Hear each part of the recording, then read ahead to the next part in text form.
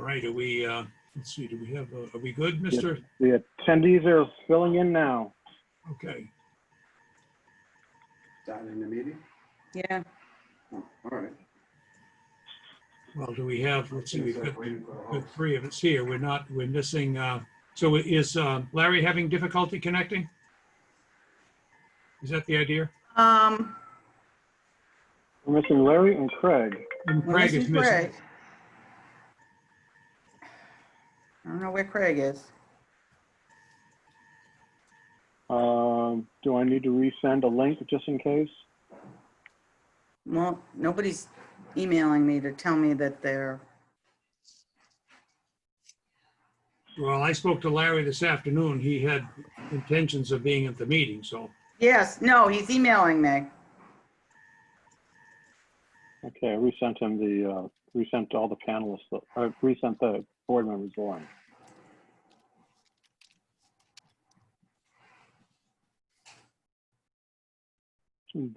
For those of you guests that are joining us, this is the June 16th Planning Board. This is the Planning Board's first Zoom meeting and public hearing, so there may be a couple of kinks in the process, so please bear with us. I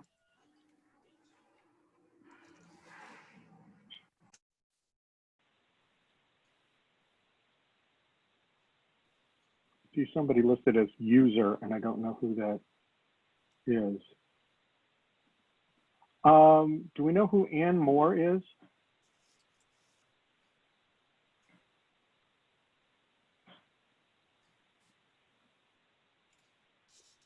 Ann Moore, can you identify yourself, please?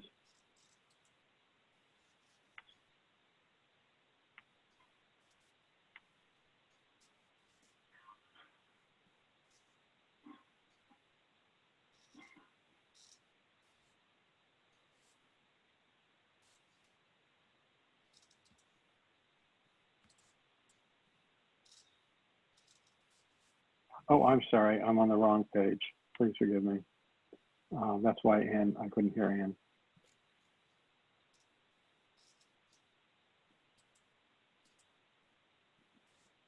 All right, Mr. Pelagi. Yes, sir. I think we're going to open, I believe we have 3 members. So hopefully the other 2 will catch up with us. And you can start the meeting now. All right, thank you, Mr. May. Okay, good evening to everybody. My name is Bob Pelagi, and I have a prepared statement to read at this time, and it is as follows. I am calling this June 16, 2020 meeting of the Brockton Planning Board to order. My name is Bob Pelagi, and I am the chair of the board. This meeting is being recorded. In accordance with the governor's order suspending certain provisions of the open meeting law, General Law, Chapter 38, Section 20, relating to the 2020 novel coronavirus outbreak emergency, the June 16, 2020 public meeting of the Brockton Planning Board shall be physically closed to the public to avoid group congregation. Real-time public participation and comment can be addressed to the Planning Board utilizing the Zoom virtual meeting software for remote access. This application will allow users to view the meeting and send a comment or question to the chair via the question and answer function. Submitted text comments will be read into the record at the appropriate points in the meeting. For those of you joining us by phone who want to ask a question, press *9 and raise your hand. To raise your hand, I should say. A copy of the recording and transcripts will be posted to the city's webpage within 72 hours. All votes will be done via roll call to ensure count accuracy. And at this time, we're going to do a quorum call. Board members, please respond in the affirmative as your name is called to indicate your attendance. Again, Bob Pelagi present. Craig Pina is not present. Reggie Thomas? Present. Tony Gonzalez? Present. Larry Hassan is not present at this time. We have 3 members, 3 voting members of the planning board in attendance, so that constitutes a quorum, and I declare that we have a quorum. Bob, I'm here. Larry Hassan's here. Larry Hassan is here. Got in. Note that Larry has joined the meeting. Thank you, Larry. Welcome. Okay, so our agenda tonight is 3 specific items. The first agenda item is reorganization of the planning board, that is to say the election of officers. and liaisons to various boards. The second agenda item is a public hearing and discussion of the proposed zoning amendment to create a North Pearl Street overlay district. And the third agenda item is a public hearing and discussion of the proposed housing development incentive program, that's HDIP district in Brockton Heights, North Pearl Street. Again, this meeting is being recorded. And what I think I'll do as the chair is I'm going to move the first agenda item to the end of the meeting. People are welcome to stay for that if they want. That's the reorganization of the planning board. So without further ado, Mr. May, I guess you can get into your part of the presentation for the public hearing portion. This is a public hearing, and the next agenda item is a public hearing to discuss the proposed zoning amendment to create a North Pearl Street overlay district. Please continue. Thank you, Mr. Chairman. I'm going to share the screen with the group. And good, it's up. Can all the panelists and see the screen is up? Yes. Yes. Okay, thank you. So tonight we're here to talk about the North Pearl Street Overlay District. It is a proposal to rezone 5 pieces of land, a total of 5 acres or so, in the vicinity of North Pearl and Pleasant Street from, or not rezone, but it's to create a new zoning overlay district. The property is currently zone C5 and is the site of the old Braymore Nursing Home. I should state, because I just saw somebody pop up here, that Q&A, if you can, if folks want to participate when we get to the end of the presentation, the chair will open up the meeting to public discussion and testimony. At that point, you can raise your hand. There's a control for that on your menu bar at the bottom. And we will then unmute you.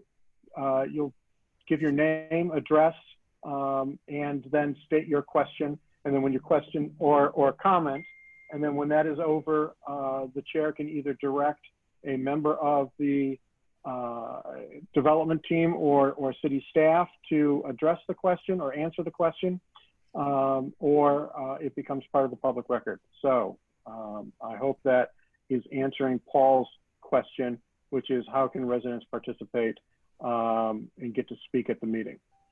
And Mr. May, will there be a Yes, ma'am. limit on comments? Because I believe we have a lot of participants. At the chair's discretion, I would hope that we could limit comments per round to 2 minutes so that we can hear everybody. And then if we get more time, we can go back and take more questions at the chair's discretion. Will you also, Mr. May, will you also, after you get done with your presentation to the board and to the public, were you going to, at that point, invite the proponents, the various members of the development party to participate at that point, or were they going to participate later in the meeting? Because this is a public hearing about the zoning, as opposed to a public hearing about the specific project. Okay. We're trying to, we've brought the proposed development team here to answer questions about the zoning. It's very difficult to separate the zoning from the project. There will be, if this zoning passes, there will be other public meetings, public hearings, where we can talk in much more detail about the project. But again, it's very difficult to separate the two. So they are here as backup, but mostly we're here to hear from the public. Very good. Right? Yep. And Craig Pina is joining us, so let the record show that he is now logged in. Thank you, Craig. I'm in now. Sorry. So the purpose of the North Pearl Street District is outlined here, to provide opportunity for high quality residential development, also to promote development in the North Pearl Street corridor. It's to ensure high quality of product. It's to diversify the housing stock, and it's to generate positive tax revenue. The property is outlined here. It's the old Braymore Nursing Home. And I'm going to pull my annotation bar up.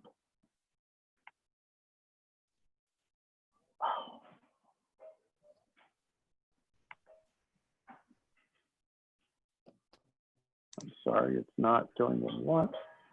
Annotation tools are not working. Hopefully you can see my cursor. Yes. So you have the Braymore Nursing Home property, and you have another piece of property that's owned by a local attorney who also happens to be representing the client. To the north of the property is the cemetery. This is Pleasant Street on the south. You can see Route 24 here on the right to the east, and you have a single-family home neighborhood to the east and west of the project, of the site, excuse me. This is a copy of the zoning map. You can see that that corridor has a C5 designation for the west side of the street that includes the Braymore, the current attorney's office, the senior daycare, and the commercial building that is just south of the street. And I believe that there's another commercial property or commercial use just south of that. Across the street, there is another C1, there is a C1 district. There's a single business there, and around the property, the rest of this yellow area is zoned R1C residential. To show a comparison of the two districts, both the C5, which is the office zone, and the North Pearl Street district, you can see that there is a few changes. So the C5 currently allows a building height of 55 feet, and the Pearl Street Overlay District allows for 60 feet. So there's a 5-foot difference. The lot area for a C5 is 10,000 square feet versus an acre for the overlay district. As you can see, as we go down here, there's more frontage that's required. There's a larger setback required than you currently have in the C5 district. For some odd reason, C5 is the only district in Brockton that actually has a floor area ratio. And floor area ratio is a way to calculate allowed density. And so in this case, if the lot were 43,560 feet, then the total area of building would be the at 1.0 would be 43,560. So in this case, as you see, if you have a 10,000 square foot lot, the largest building that you would be able to build would be a 5,000 square foot building. Residential density is, as residential is not an allowed use, does not show up in the C5 district. In the overlay district, the residential density is 1 unit per 1,000 square feet. And there is an asterisk there to note that in downtown, in the downtown core, the residential density that is allowed there is 1 unit for every 345 square feet. So downtown is a much denser neighborhood for residential development as we move forward. I lost my cursor. Lot area coverage at 90%, and in this case, we have design guidelines are required in the Pearl Street Overlay District. We're going to talk about permitted uses or by right uses. The C5 district was created to support offices. So professional offices of any kind are permitted in there, as are hospitals, laboratories, nursing homes, and adult daycare centers. All of those can be constructed by right. Notice that C5 does not allow any residential, does not allow any retail. It's strictly offices by right. The North Pearl Street District overlay would allow for multifamily dwelling units as the only by right use. There are some items that are allowed by special permit in the C5 district. Those include hotel and conference center, oddly enough, payphones, and tattoo parlors. In the Pearl Street Overlay District, there are no special permitted uses. The special permitted use is a use that is allowed with the permission of the Zoning Board of Appeals. And we should note that while some uses have enumerated standards or design guidelines, the uses here, the hotel, conference center, payphones, and tattoo parlor do not have any standards, development standards or guidelines. Should point out that under Massachusetts law, there are uses that are considered Dover Amendment uses, which are unable to be restricted by a community, whether it's a town or a city. So any religious purpose, if somebody wanted to build a church there, wanted to build a church school, those are all uses that are allowable. Educational purposes are also allowed, and that could be anything from a school to a alcohol or drug treatment center, which are considered educational uses. Public service corporations like Columbia Gas or NSTAR could operate facilities there, as could a child daycare center, disabled persons congregate living, and solar energy fields are all allowed without any input from the municipality. I did want to take a second to give people an idea of what the C5 district and the Pearl Street Overlay District look like against each other. So if the property were developed under C5 by right, an office building, the largest office building that could be constructed there is 118,000 square feet. And under our current zoning ordinance, it would require 393 parking spaces.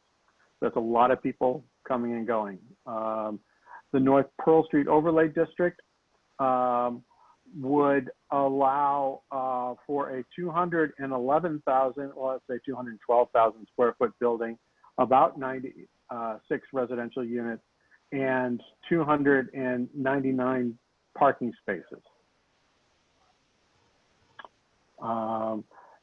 So the office building on the left-hand screen is an example of an office building in this area, but it is something that could be built by right, and that is the required amount of parking. Also want to point out, though, that because of the COVID-19 crisis, well, first of all, the Route 24 corridor has had very little office demand, and the COVID crisis has made that even more scarce, as we're learning that more and more people can work from home. The last slide I'd like to show you is a special permitted use, and this is a hotel conference center.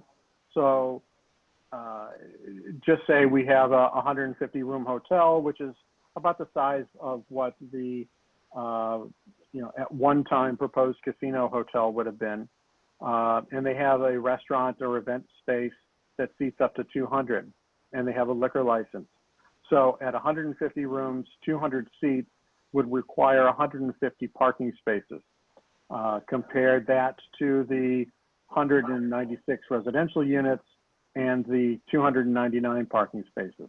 So the maximum development of the lot, either as by right or with a special permit, is about the same size as the development that's being proposed.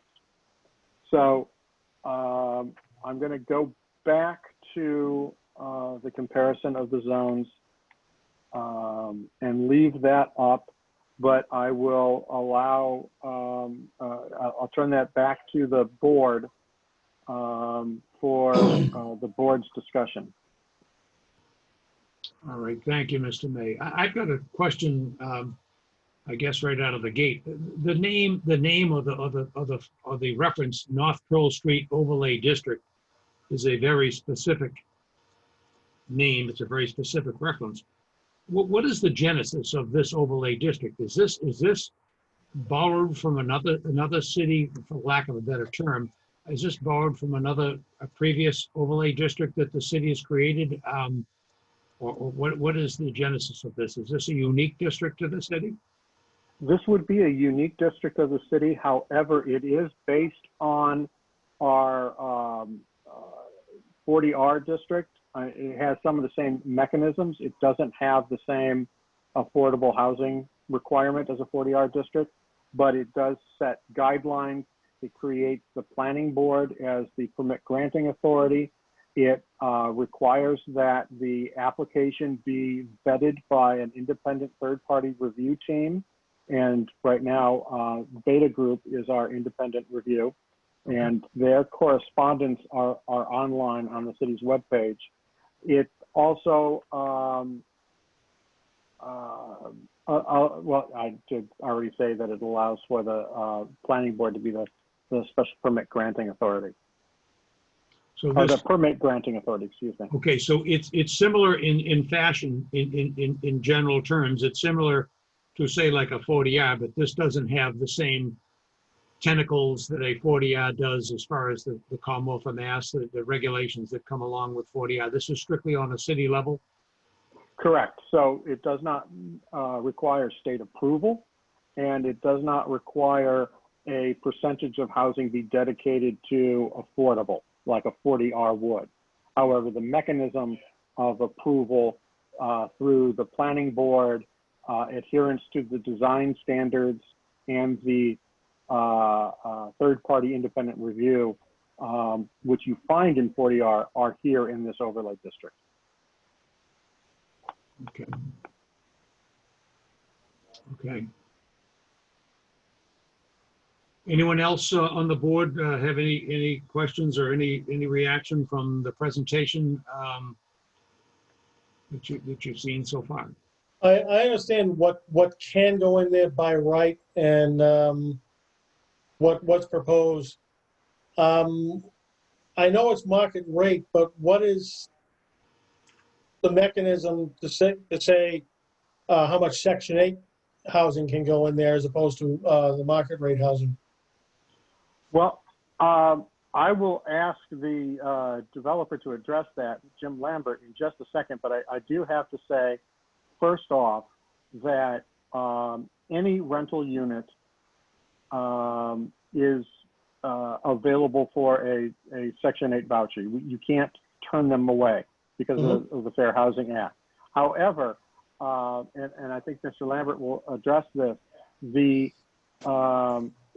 rents that this building are going to charge will probably greatly exceed what a voucher could pay for. This is a building that the city of Brockton and quite frankly, the Route 24 corridor has not seen. We don't have a comparable product to this.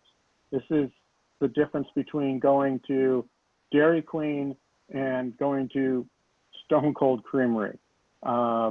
It's such a level up that. So this would be more like the Axis development in Bridgewater?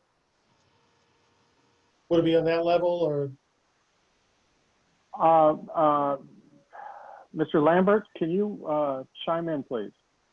Yes, thanks, Mr. May. I'd like to just introduce myself. My name is Jim Lambert, Managing Director for Wood Partners. Good question. So to take that backwards, the Axis property would be a comp for us, although as well as the other larger Class A properties that you'll find up and down Route 24 in that corridor. However, I would say, we are intending this to be a higher level product actually than that property. Wood Partners is a developer of Class A high-end luxury housing. That's been our model since we've been developing in Massachusetts and around the country.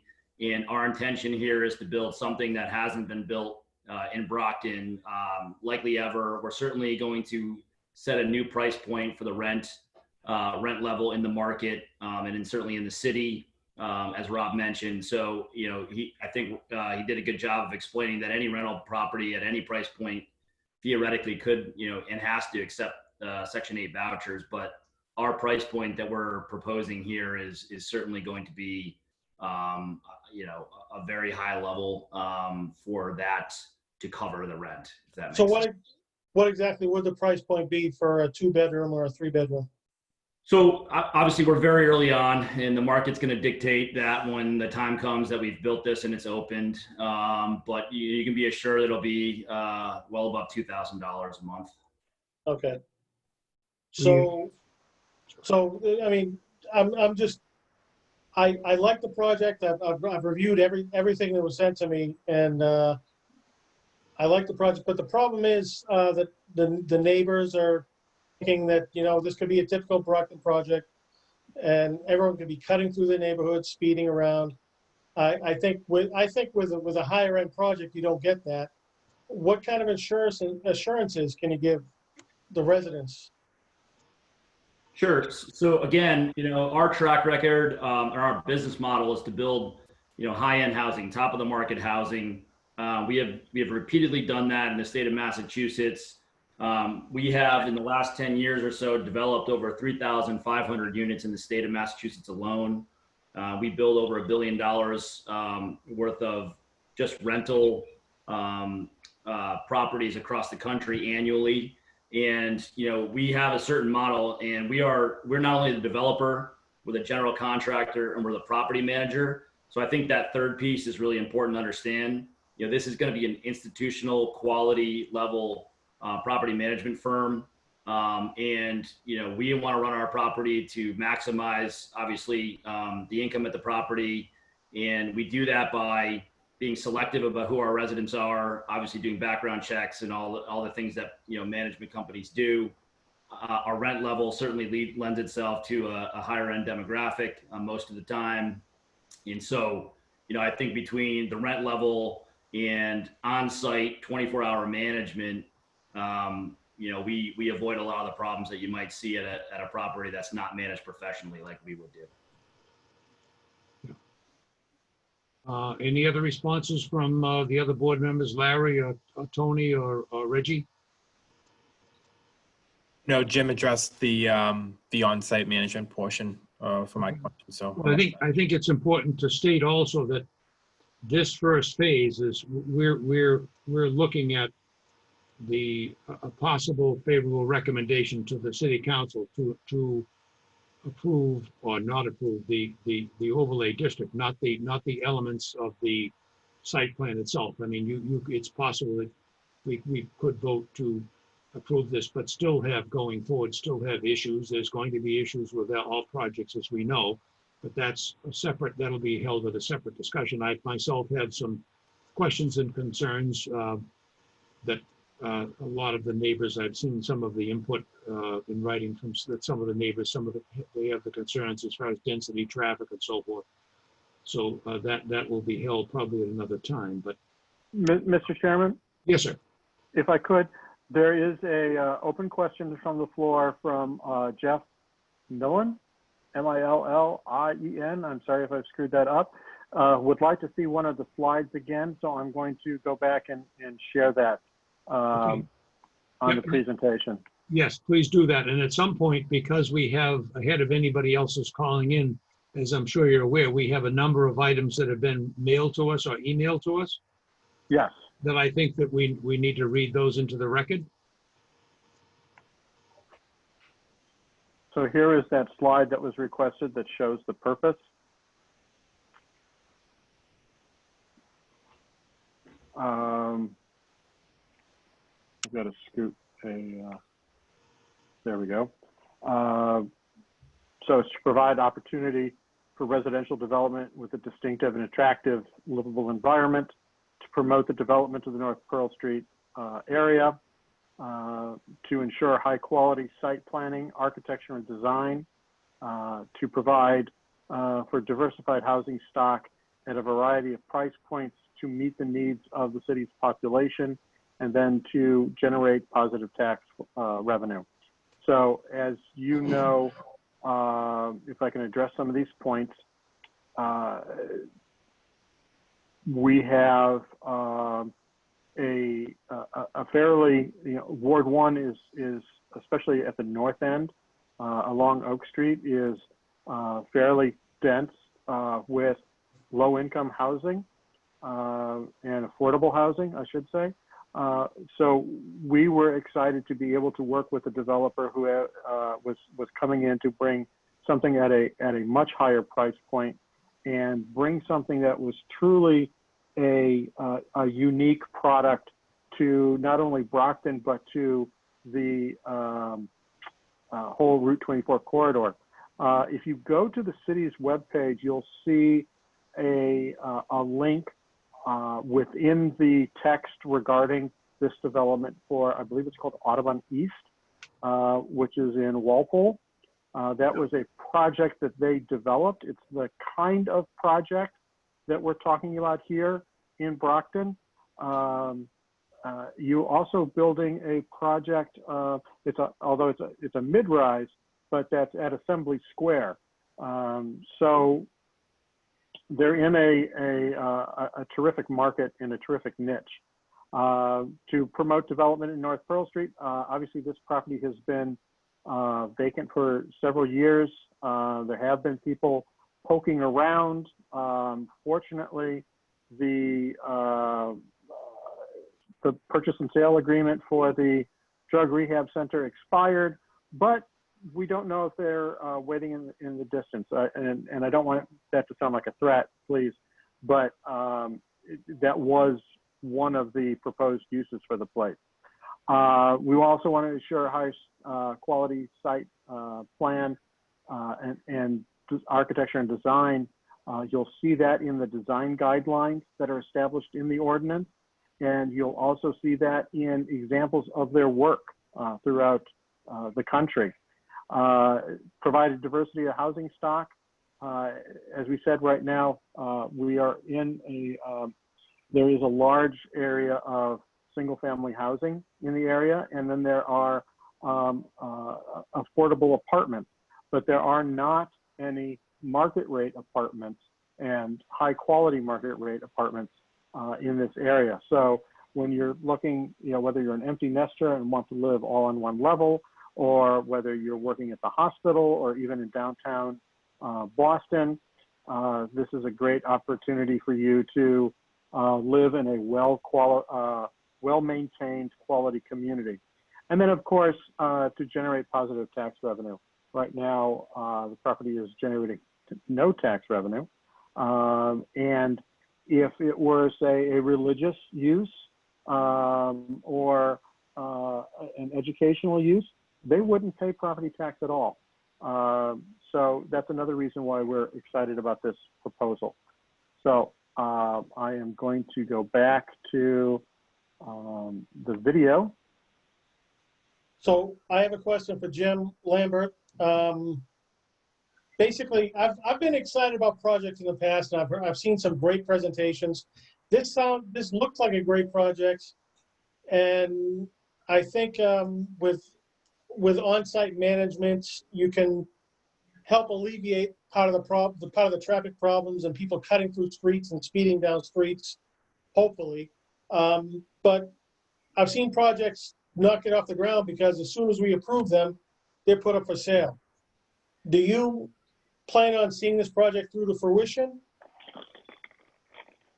Good question. Thank you. Yes, absolutely. So we are not what you'd call land flippers. We are developers. This is what we do for a living. We fully intend to take this project, what we call vertical, out of the ground, to build the project, lease up the project, and operate the project. Yes, absolutely. Okay. I have a question for Mr. Lambert. This is Tony Gonzalez. So, I'm in favor of this. I like the whole concept. We definitely need, market value apartments. There's a beautiful one in Rainham right off the highway that does very well.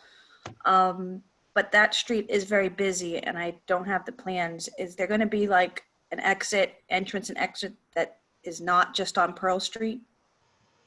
No, there's not. There'll be two entrances to the property, but both will be on North Pearl Street. And so that's a concern that I have, and I'm sure the neighbors do. Is there any way you can build in something to the rear? If you looked at that? So certainly we've looked at it, but the properties that surround us, certainly to the rear, are single family residential properties that folks own and live in. And there's not, say, a vacant piece of land that would make sense for that. And I'm also not sure, well, I understand the concern about North Pearl Street. I think, that would also introduce a further concern about spilling out onto a residential street. So, I get the concern, but I think number one, it's not feasible given that there's no open land behind us, but also there would be concern about, traffic going onto a single family road. Well, because they're going to try to take a right out of this development and at that light take a right to get to, what is that, 139 or what is, someone help me out, that road that leads to Stoughton, Easton? 138. 138, okay. So if there was a rear exit going out to 138, they're not going to spill out. Everyone's not going to spill out onto Pearl Street, taking a right and a right at that light. That intersection is very busy now. So that is something that really needs to be taken into consideration. Yeah, I think I agree. I mean, as we all might expect, traffic is one of the major concerns of the abutters, but I did get to read through the multi-page report, your traffic engineer's report. I believe that it was Vanessa that did your traffic report, and Beta is the peer review group that reviewed that, and they weren't terribly critical. I mean, there were some things that they picked up on, but they weren't terribly critical of your initial traffic report. I mean, it's going to take a little bit more discussion, and the residents up there are going to have to be made comfortable. We hope they're going to be made comfortable with the final design if it gets approved. But I mean, it's somewhat encouraging that you've got two major traffic engineering groups that have had a look-see at this thing and that have chimed in on it. So, yeah, Mr. Chairman. I'm sorry? That's interesting because right now it's terribly congested in the morning, in the early morning commute time when folks are going to work or taking kids to school, especially with the school on Pearl Street. So that's interesting that two traffic engineering companies didn't. Well, it's got to do with, and that's not my background, but it's got to do with, traffic movement is complex. It's got to do with peak times, AM and PM, and it's got to do with, and that's where their expertise comes in. It's to nobody's benefit for them to intentionally mislead or falsify when they put these reports together. They're two well-recognized traffic engineering firms, so that again, it's subject to further review. But because again, as I said, the majority, I don't know if the rest of you have had a chance to read through those written comments, but most people's concerns was density and traffic, as the developer might expect. That's pretty common. Go ahead. Yes, sir. Mr. Chairman, if we could, one thing, just one second before Mr. Lambert speaks, I do want to remind members of the audience that you are submitting questions, you are raising your hands. I've seen that. The board will speak and ask their questions, and then we will get to you in a couple of minutes. So I'm sorry for cutting you off, Mr. Lambert. No problem. Thank you. So I just wanted to make sure that everybody knew that our traffic engineer is actually on the call tonight and is available to answer any specific questions. Mr. Dirk and Mr. Kelly, there's two folks believe Mr. Dirk is actually going to be signing off shortly, but Mr. Sean Kelly is also on the Zoom with the call tonight. I'm sorry, Mr. Lambert, they're on this call right now? They are right now. So if there's any specific questions, they're happy to answer. Well, Tony, that's a great question that you've raised about your perception of those, your perception of the traffic as you see it now.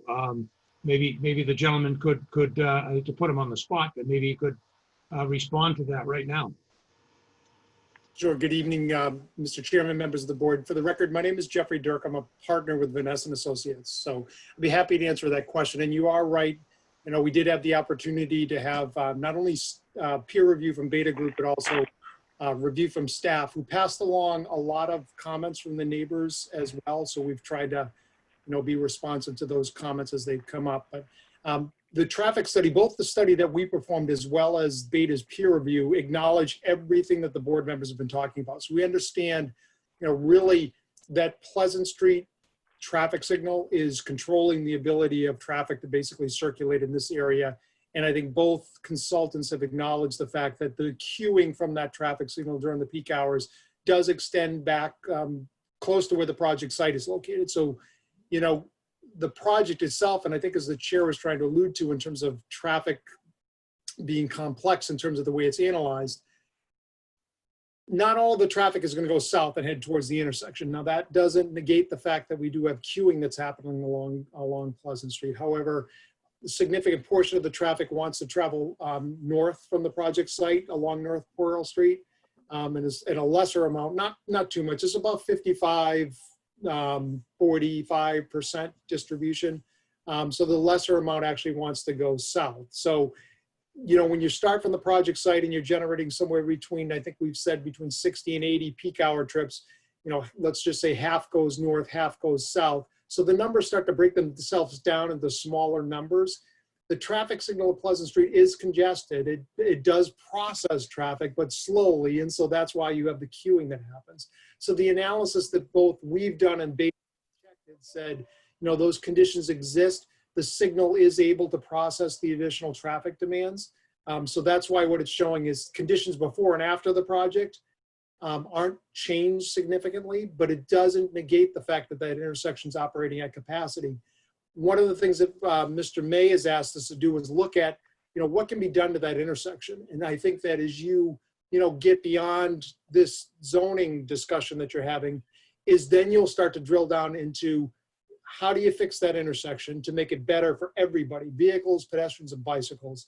And then secondarily, to address the neighbors' concerns about if you fix that intersection, or if you don't fix the intersection, and there's still some queuing, making sure that traffic from this project or any project that may occur on this site doesn't spill over into the neighborhood.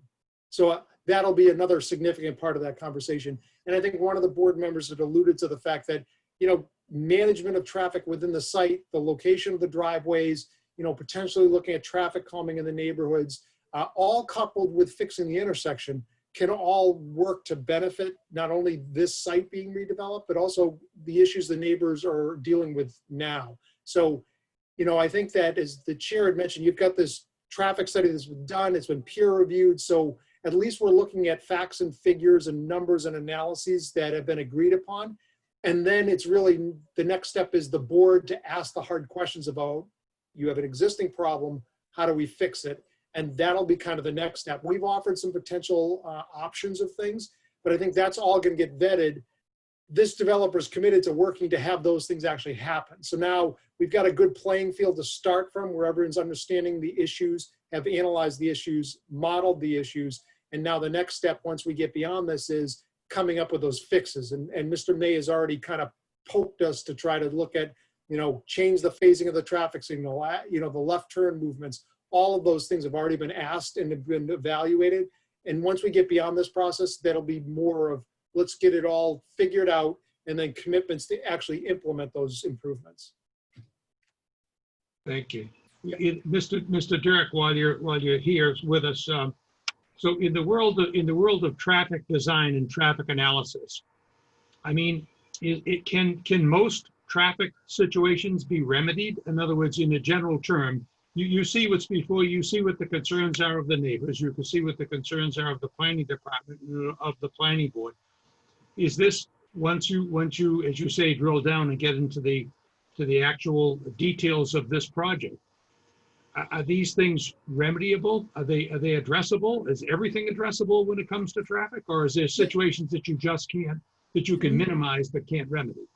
No, I think you can always remedy it. The question is really, it's the expense at it. So I don't think there's never, I would say there's typically not a project that can't be mitigated. So you can address those things. It really comes down to, is the cost proportionate to the impact? And from the developer's perspective, does it make sense from their pro forma perspective? So that's what it comes down to. This project, residential projects, the traffic is very dispersed. And so I think from the standpoint of the residential project and with these people living there day to day, I mean, this becomes their neighborhood as well, eventually. Yeah. So you are able to influence behaviors relating to the residents, and they're going to learn the neighborhood, how to use the streets. We can certainly get to a point where we're mitigating the impacts of the project. So I'm, confident we can do that. I think the other piece of it, as you're looking at the rezoning, and I think as Mr. May went through his presentation, is what are the other uses that are allowed as of right on the site?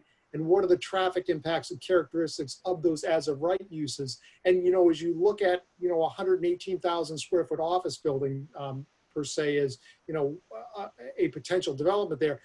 That's a use that, when it becomes viable again in the future, it's a significant traffic generator that generates much more concentrated peak hour traffic volumes than a residential use, which is more dispersed in terms of the arrivals and departures of the residents of the project.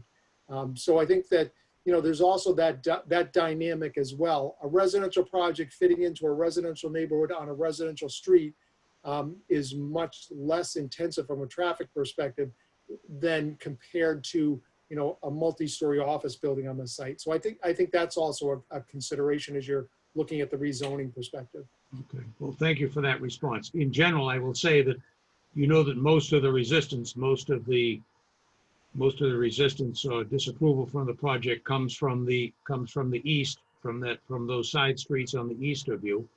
And I'm encouraged to hear you say that these situations can be remedied. One of the things that the planning board is going to have a difficulty delivering to that neighborhood is saying, yeah, the problem can be fixed, but it's going to cost too much, so we can't. So that's not necessarily a solution that the planning board can. I understand your explanation, but that's not a viable explanation that we as a planning board can deliver to the neighbors to say, yes, there is a traffic solution that can be accomplished, but the developer says it's too expensive. So yeah, no, you understand what I'm saying? Yes, I absolutely do. We can deliver a project to you that includes mitigation that can be implemented as a part of the project and is feasible for the project. We've done this on other projects as well.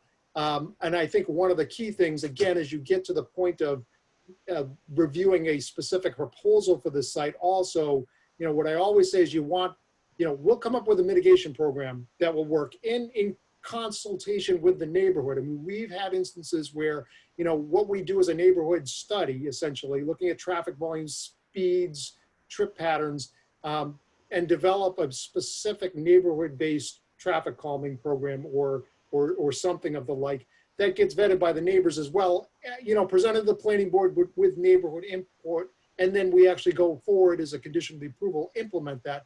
And I think the other part of it that's important as well is a follow-on study. So we can all agree upon, what the solutions are, but really the proof of it is at the end is monitoring of those conditions after the project is built, proving that it's actually working. If it's not, then we would also include a list of corrective actions that can be undertaken. And they're typically not expensive things, but from the applicant's perspective, they understand what those measures may be and what the costs are, because as everything, what they want to be able to do is dollarize or put a dollar value to those costs so that they understand what it is. I would envision that that's the program that we would put together, so that if you were to approve a use on this site, it would include a traffic monitoring program. So after they actually get up and running and the traffic is realized, then we're going to prove to you that it works. and demonstrate that everything we've said for corrective actions, improvements at intersections, that is actually taking place. And if it's not, there'll be a list of corrective actions that will be undertaken, to get things back in line to where we want them to be. And that would be very important. Okay. Well, thank you for that explanation. It's very informative. Does any of the other planning board members have questions for Mr. Derrick on the subject? Well, Mr. Chairman, if I could just have a second, Rob May. Yes, sir. I wanted to remind panelists that while you are not speaking, you may want to mute your microphone. The way that the Zoom program works is that it's listening for sound, and that will cause your picture to pop up. So whether you are sneezing or yelling or having a fistful of potato chips like I just did, it may catch you at an inappropriate or in a difficult time. So just remember that. Thank you. Sorry, Bob. That's all right. Okay. Does any of the planning board members have any other comments, concerns, questions? Mr. Chair, I just have a question about the, Please. Go ahead, Larry. not the traffic now, because I think the traffic has been discussed a lot, and I think it's going to come up a lot more down the road anyways. But if and when an overlay is approved, does that change the zoning up there from C5 to something else, or how does that work? I'm just curious. I don't know. Does it change it to like a residential zoning? Or does overlay mitigate that somehow? Mr. Chairman. Yes. The overlay is just that. As it sounds, it is laid over the existing base district. So underneath is still the office, C5 office district, and would allow those uses. So someone could come in and buy the property out from underneath wood. Stuff like that in Brock can never happen. But that zoning is still there if somebody wanted to build an office building. But that's important to note that we're not changing the zoning. The zoning, that C5 zoning district lives. Okay. And what we're contemplating here is the adoption of what is called an overlay district. Okay. And I would imagine that would, correct me if I make a mistake, Mr. May, but in the future, if someone wanted to revert back to the C5 as a C5 use, they could. Yes, sir. Isn't that accurate to say? That is accurate, sir. Okay. Okay, thank you. I was just curious.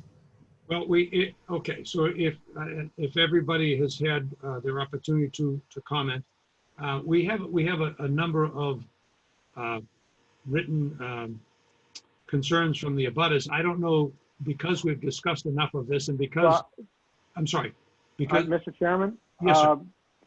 Those are written, and that's great, and we will get to that in just a second. But I have some live questions. Oh, all right, certainly. And live comments. So can we take some of those? Certainly, please. Okay. Tim Almeida has written, what is the price point, or what if your price point isn't satisfied? This is to Mr. Lambert. The market rate will lower and attract a much different demographic target. Does that happen? And there's a follow-up question, a similar question to that by Mr. Joseph Pisani. And it says that the apartment houses on Oak Street were originally designed for a higher price point. They're currently not that way. What will keep the new development from becoming very similar to Oak Street? So that's kind of in the same vein. That would be to Mr. Lambert, I guess. Yes, sir. Sure. Yeah. Thank you. So, again, it's not our business model, and I understand the question because nobody can guarantee anything in the future. However, with the investment that we make into our properties and the level of fit and finish and quality that we build these properties to, we have really never seen, even in the downturns, if you will, more than a small percentage drop in market rent. So in other words, we haven't seen in our properties difficulty leasing, so we have to drop the rent in half, and now it becomes a much different demographic. That just doesn't happen in reality. Could I guarantee that to you today? No, certainly. But right now is a good example, right? It's during the COVID-19 crisis. over the past several months. It's been difficult for leasing for everybody in the state, in the country, frankly. Folks aren't leaving their house, and people are losing jobs, and it's a terrible time, so on and so forth. You know, what we see is an increase in you know, a 1 month free rent, or an extra free month's rent, or a $50 drop in rent, or a $100 drop in rent. We don't see vast reductions in the price point. And I'll tell you why. The reason for that is Greater Boston's housing crisis right now is such that there is a demand. There's a huge demand that is unmet and will continue to be unmet, and frankly is going to get worse because of delays in new projects from the economic fallout of the coronavirus and the delays in construction and things like that. So we obviously make our investments with a well-educated premise that the downside risk is low, that even if we miss our marks on our underwriting, it's not by much. We do tests on downside risk and things like that, and we just have not experienced a scenario where we've changed the core demographic of who we're going after because we had a problem leasing up. It's just it would be highly unusual. Mr. Lambert, I had a chance to look over that pictorial that represents, I think it's was it your Canton, your Walpole site? Walpole, yes, sir. Walpole, Rob, that you sent? I think it was Walpole. So do you plan to mimic what you did in Walpole? Is that what your intention is, to pretty closely mimic that here in Brockton on Pearl Street? Yes, sir. I mean, I would never say mimic because all of our developments are unique. We don't copy and paste any of our developments from one site to another. Every site's unique. Every market's unique. Every city and town is unique. But however, in quality level, yes, absolutely. We've toured some folks from the city through that property. I wouldn't never put words in their mouth, but you know, my impression was they were very satisfied and happy with what they saw in terms of quality. And absolutely, that is what we've used as a model. We've put that forward to folks in the city as a model of what we're planning to build in like kind. But so yes, the long story short is yes. Yeah, it was impressive. I went through that pictorial. It was very impressive. If I didn't get a chance to visit that site, if myself and other members were interested in going over there on our own, is there a possibility that we could do that? Sure. Yeah. We no longer manage. There's another management property, but anybody can go and visit the property. We'd be happy to help facilitate that. But also, anybody can visit a property at any time. There's an on-site management staff there full time. You could walk in and say you want to take a look at the property. Nobody would prevent you from doing that. Oh, I see. Is that site fully developed? Absolutely. Yeah. It's fully developed. It's fully stabilized. Last I checked, they were in the mid 90% in occupancy. And so absolutely, it's been finished for a couple of years now. But it's a great example of what we build. It's a like kind property in that it's 4 stories, similar materials, again, similar quality. Parking has got the same setup with surface parking with some garages ringing the site. So if you were to visit one of our properties, we would certainly welcome you to visit any of them. We're proud of everything we build, but that in terms of just context for what we have in mind here, that would be a great one to take a look at, whether you look at it online or go visit in person. All right. Thank you very much. Did you want to entertain other questions at this live questions, Mr. May? Yes, sir. I have a question from Frank. I don't know who Frank is, but he asks that Mr. Lambert mentioned attracting a certain demographic for the facility. What is the demographic that is targeted? Sure. Yeah. So when I'm talking about demographic, more so I'm talking about income levels. Obviously being able to afford the rent level that we're putting forward. We get asked all the time, "What's your target demographic?" And my answer to that has changed over the years. Now I say it's everybody. It's rental properties have become by choice, and it's all walks of life. We attract young urban professionals who are looking for a better price point than they can get in closer to Boston. We certainly attract and welcome folks who are selling their homes locally and moving into our developments who want to stay in their community. We see a lot of that. We see younger families, married couples who are getting started, want to rent. Maybe they're moving from the city or maybe they're moving somewhere else and they want to rent until they buy a house. So you see it going all directions. Folks who are renting first and then want to buy a house, folks who owned a home for a long time and want to sell their house and move in. And then we have a fair amount of folks who just, rent for a lifetime because that's a lifestyle choice these days. And you can imagine why. It's convenient. Everything's new, everything's professionally managed. And, that's really what our demographic is, folks who want to rent rather than own, at least for some period of time in their life. Okay, I have a question here also for Mr. Lambert from a Jim DeRocha. Pardon me if I'm messing these up.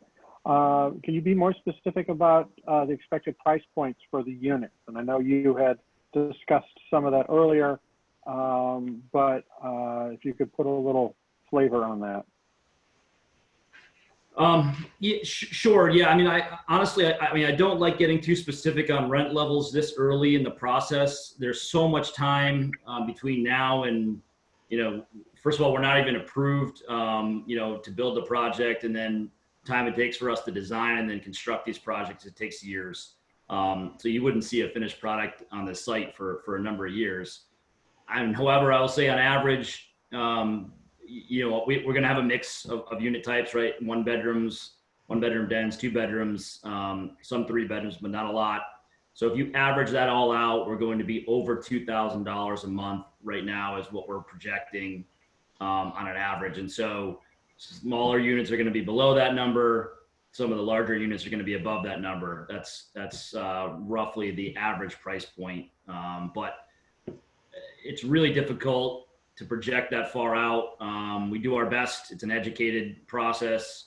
We study our comparable properties in the area. We study our own properties historically, and we have a pretty good idea of it, and we have a good track record. But we'll see what the market bears when the time comes. Hopefully it's, it's what we're projecting at least. Okay. From Susan Purpura, residents on Cashman's Road did not get notice of the rezoning project, and that's a statement. And I'll answer that in just a second.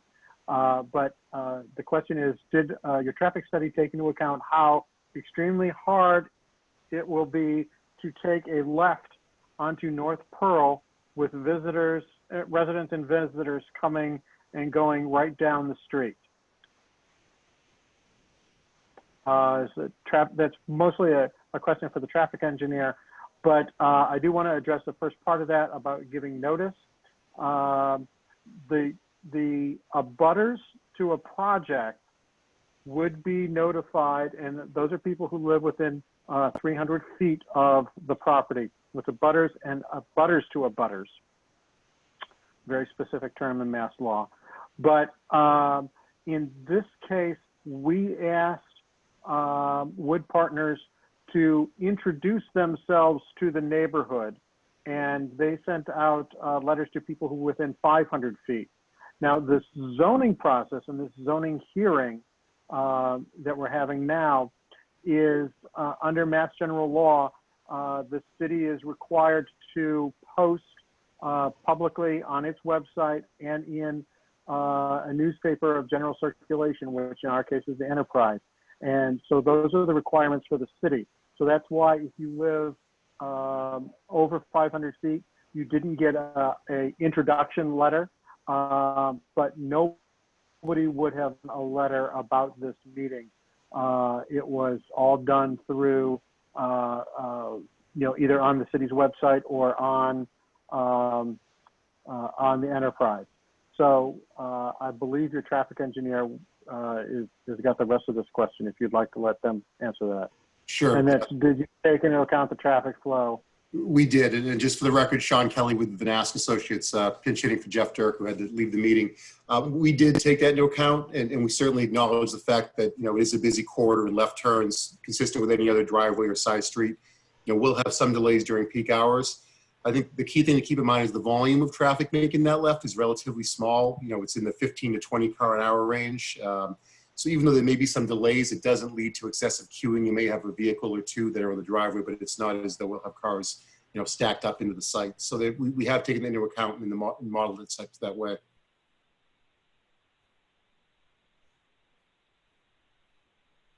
Thank you. I have a comment from Anthony Sheehy saying that I agree with Tony, and that's I see Tony on the board, and that may have been about the same time when we were talking about alternative access to the site.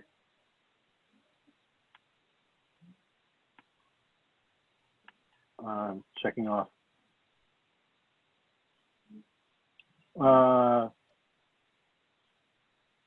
Josie Butler, excuse me, is asking why not survey the residents, homeowners regarding traffic and vehicles taking the side streets like Healy Terrace as a cut through. Drivers are speeding down our residential streets at all time of the day. Traffic speed is an issue here in Brockton. As many of all of us live on property that was developed as part of the subdivision process, and the subdivisions in Brockton require a roadway width of 35 feet of pavement. Now, that not only is established to accommodate parking on both sides of the street, but it also allows for 2 lanes of moving traffic. And in a subdivision, that is ungodly large. You can land a plane on it sometimes. So without having those cars parked on the street and without having other things that cause you to slow down, which are called friction points, drivers love to speed. And one of the things that we're hoping to address for the neighbors is some traffic calming issues that will force drivers to slow down, or more importantly, force them not to go through your neighborhood. But I will let Sean answer the question about surveying the neighbors and the cut through traffic. Right, and I think, you know, we did respond to that in one of the, I think it was maybe a comment that came from the city. You know, we still feel that there really isn't a lot of benefit to cutting the neighborhood to the east. You know, ultimately, you're going to come out to Pleasant Street, and if your 2 options are, I can do it at a signalized intersection where I'm going to get a green light and make that turn, or do it at the stop sign for one of these residential streets, and now we have to find a gap in traffic. We feel it's going to actually be more convenient to use the signal. But again, you know, as part of, if this project advances and we get to the site plan review, we'll certainly look at options in terms of traffic calming in the neighborhood, whether there's, you know, restrictions on movements or other measures that will create disincentives that, you know, even to the extent that it's not quicker to go through the neighborhood today, it would be even less incentive in the future. So, you know, we're confident people are going to use the signal at Pleasant Street, but we will look at that, you know, as this project advances.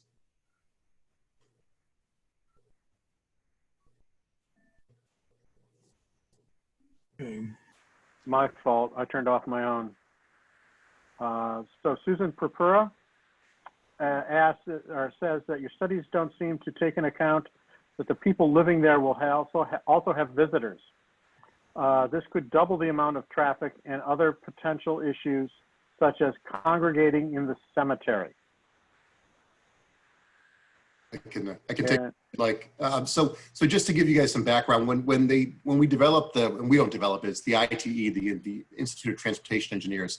When they develop these trip generation rates, the way they do it is they go and count actual facilities. So, you know, when they count a residential development over the course of an entire day, it creates a database, and then based on the number of units, it allows for rates that we use to project what a new project of this type will ultimately generate for traffic. And then when they count those facilities, they're counting everything. They count, you know, the people that live there, they count the guests, they count deliveries, the trash pickup. So it's not as though we only count people that live there when we do these studies. It's all based on the entire volume of traffic that comes and goes to a site. So the projections that we're outlining, it includes all of those things that you would see at any typical residential development. So it's been accounted for. Thank you, sir. Anthony Sheehy is asking, Anthony Sheehy of Bauer Avenue, is my understanding that Section 8 vouchers are given and the recipient can pay the difference on a unit like this. Am I correct? Thank you.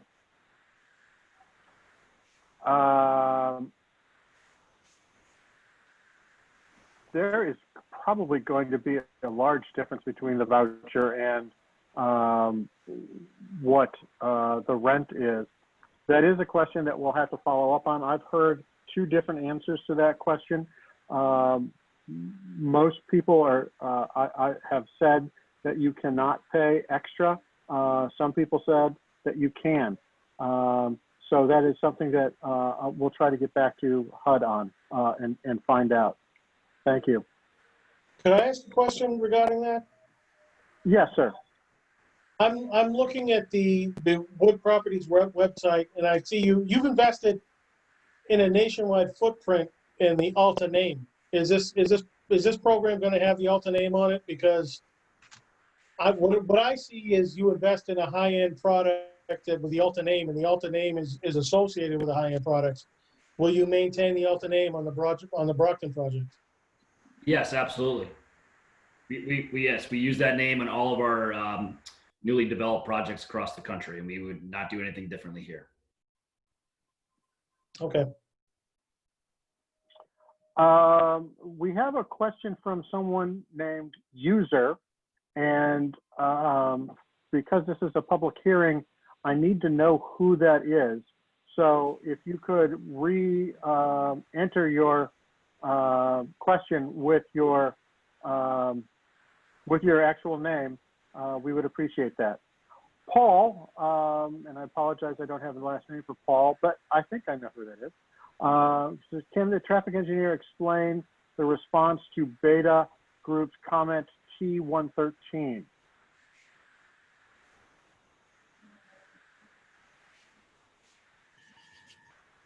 That is an obscure reference.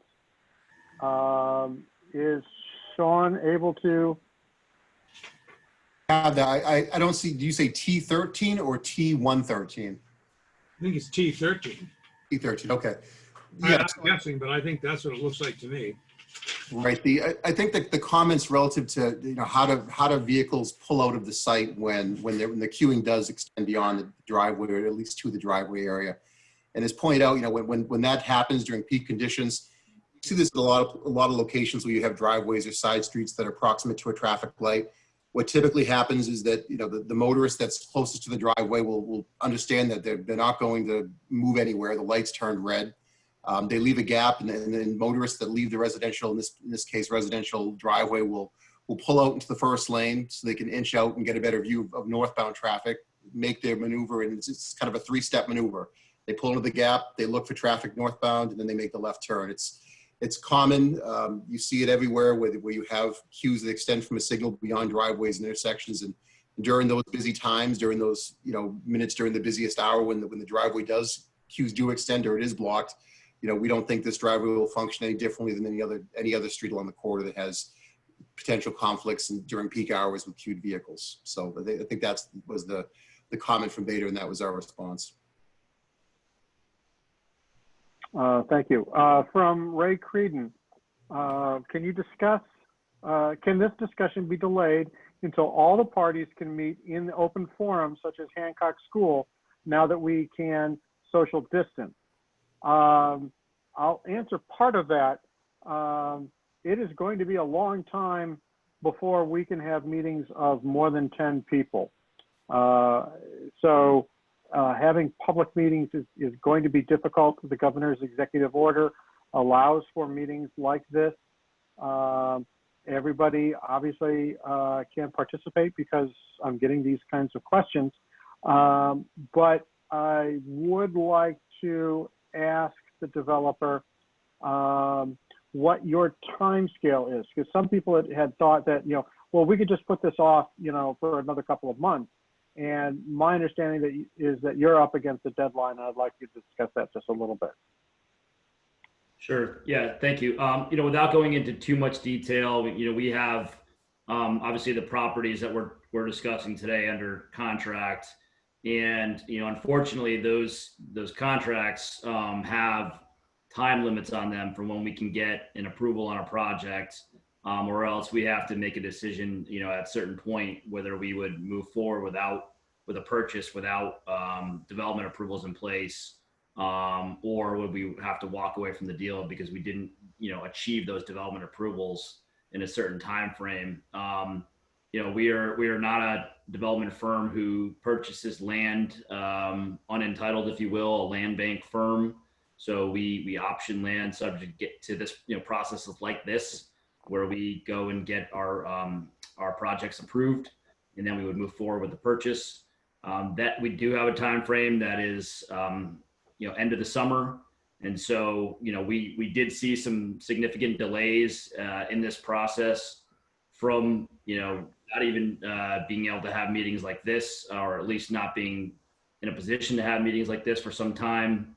And so, you know, we are getting up against that time frame by the time the the overlay, you know, zoning process plays out, and then we move into a site plan approval process. We effectively have until the end of the summer without going into too much detail, and we have to have everything buttoned up by then, or there's a decision point at that time. Thank you. I have a question from Paul Ware, I believe it's Paul, that in the volume of traffic counts, did anyone count traffic on Healy Terrace and Carly Road at all? Sean, I believe that's you.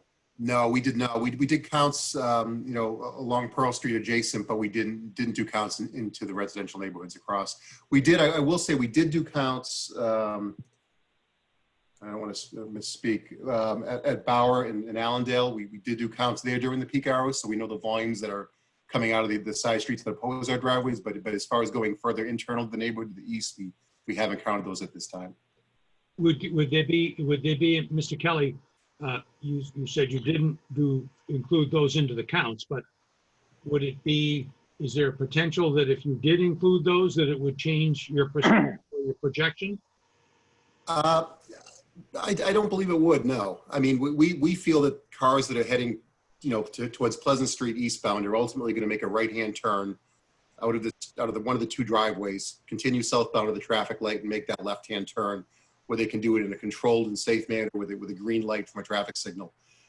Is there the potential that someone may think that they're going to see some benefit, you know, driving into the residential neighborhood, coming into a stop sign, and then having to make that left-hand turn from a stop through busy traffic in both directions? I mean, it may happen, but I think the bulk of traffic will ultimately realize that, you know, it's an easier movement to do it at the traffic light. And again, if this does advance, we will certainly be looking at the traffic light. Now, there are ways to optimize the timing or work with the phasing to tweak it to make that work, you know, better than it does today, to improve the condition, not just for this project, but for the residents that travel to that light today. But no, we just don't see a lot of traffic, you know, meandering through the neighborhood to get to a stop sign, when they can make a more easy right-hand turn, and then that safer and more efficient left at the light itself. But certainly, you know, it's something we could look at. It's not a big effort to do the counts, and the counts would likely substantiate the fact that you're not seeing a lot of cut-through traffic through the neighborhood. But at this time, we haven't done that. All right, thank you. Susan Purpura writes, and I believe this is a rhetorical question, is it realistic to think someone will pay $2,000 a month when they could own a home for less? Homeowners get mortgages and real estate deductions, whereas renters do not. I can't imagine anyone paying that much to rent. Next question is from Frank.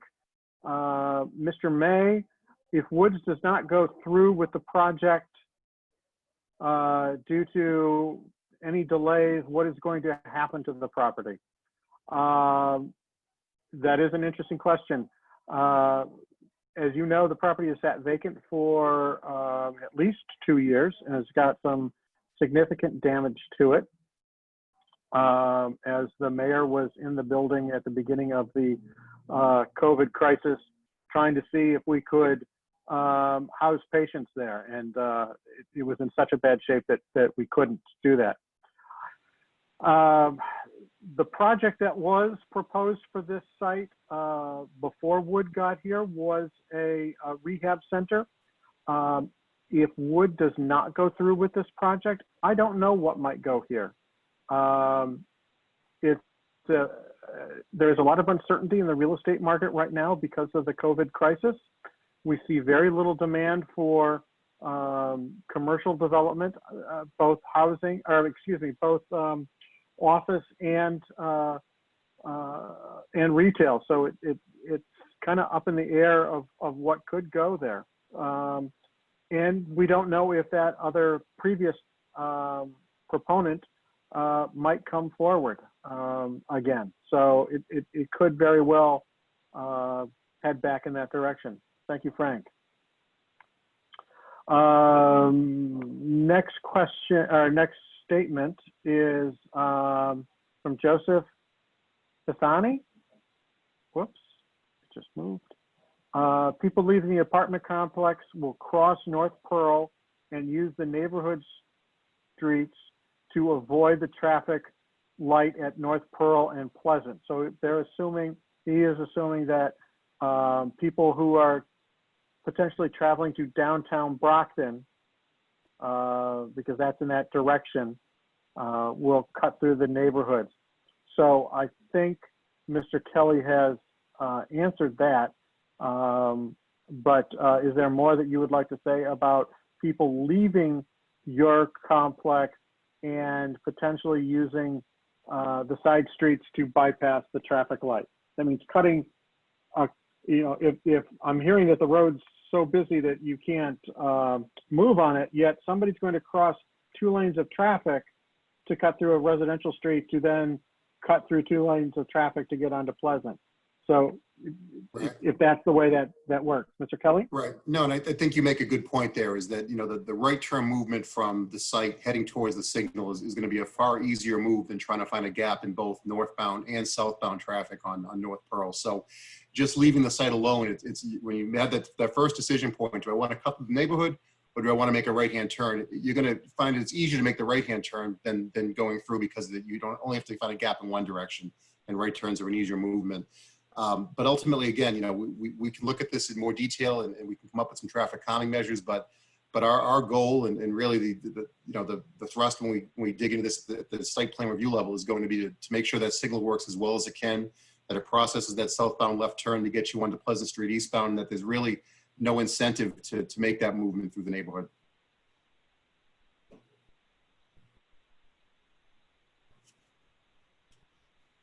Oops, sorry. Tom Silakaris, if I'm pronouncing that correctly, says, we cannot understand you. He goes on with a second comment to say your audio is very poor. You cannot speak for the neighborhood. This is a very poor presentation and fair to all of the residents here. So those are 2 comments. Thank you, Mr. Silakaris. And I think that's been answered. And then another question from Paul. The real question is with regards to traffic coming south on Pearl to get onto Pleasant and coming west on Pleasant to get to Pearl. Not people coming out of the project, but the through traffic that bypasses the intersection. This issue has not been addressed. So this is the existing traffic that is going through, not necessarily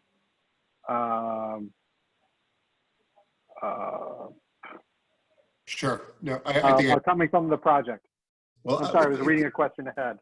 Oh, no problem. Well, if there's a concern that today there's a high level of cut through traffic coming, if I hear you right, westbound on Pleasant, that would then move up the neighborhood and use either Allendale, Bauer, or the other streets to make their way through and get back to North Pearl Street.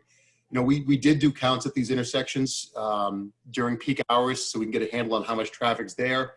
Bauer Avenue, this is including all the traffic from the residents that actually live on that street, processes 4 exiting cars in the morning peak hour, 3 exiting cars in the evening peak hour.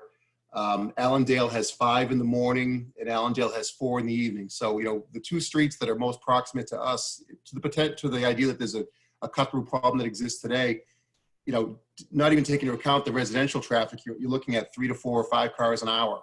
So the volumes don't tell us a story that there's, all these, 20 right turns making a movement northbound. It's low volumes that are typically what you would see with a residential development or neighborhood of this size. So the volumes that we're looking at don't give any indication that there's a problem today in terms of cut through. And again, we'll take a closer look at it, but where traffic, we'll use the signal at Pleasant.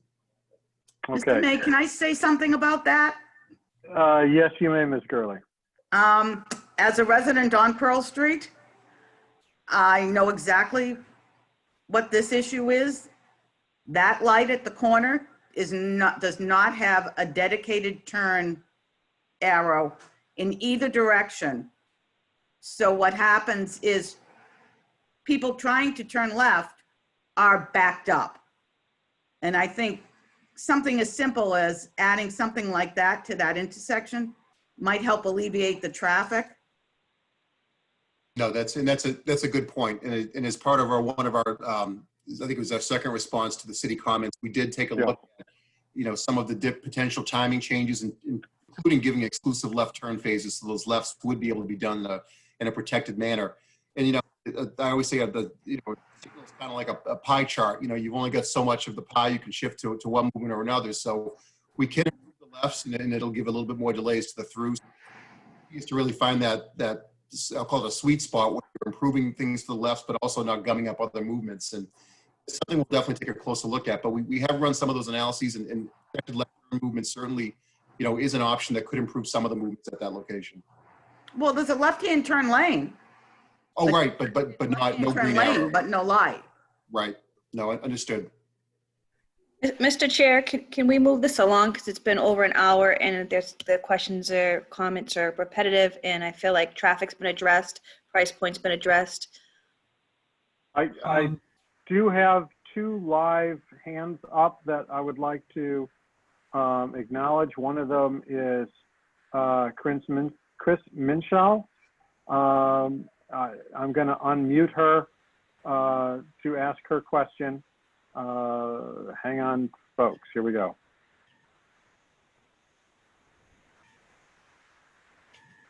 Chris, are you still there? Yes, Rob, can you hear me now? Yep, we can hear you now. I first would like to say that I want to thank Rob for all of his time answering questions, phone calls, emails. He has been the only one in this process who has returned any of my calls or emails, and he has been extremely helpful. And that goes from the mayor's office to our city councilor to anybody else I've contacted. Rob has been great and so far the only one. Let me start by saying I live at 31 Nyland Road, and I've lived here for more than 20 years. I had my appraisal business in this city for more than 20 years. And if my business partner hadn't gotten multiple sclerosis, I would still have my business here in this city. I moved here from Stoughton to further support the city. I met my husband in this city. We got married in our backyard, and I really had no intention of ever leaving here. The bottom line is we don't want high density apartments in this location. We moved to Brockton Heights because there was no high density. There was only R1B zone residential properties and small commercial buildings where everyone leaves at the end of the evening. It's quiet here. That's one of the things that all of the neighbors that I've spoken to about this agree, is that we like our quiet neighborhood, even with the people who cut through. We can talk about the traffic until the cows come home. I don't agree with the traffic study. The time slots that they studied are not when we have a lot of traffic. And everybody in our small neighborhood on my street and the abutting Allendale leave much earlier in the morning. So there's certainly more than 5 cars that leave much earlier.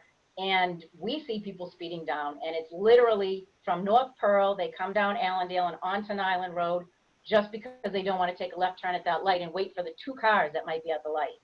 And I know it works worse behind us on Carlin and Healy. So I feel for them. And I just feel that adding 200 apartments, which could be 400 to 500 people easily, has people here day and night. There are great amenities. I know about their project in Walpole. I'm from Walpole. I've been there. This project is not on 14 acres like Walpole. It's on 5.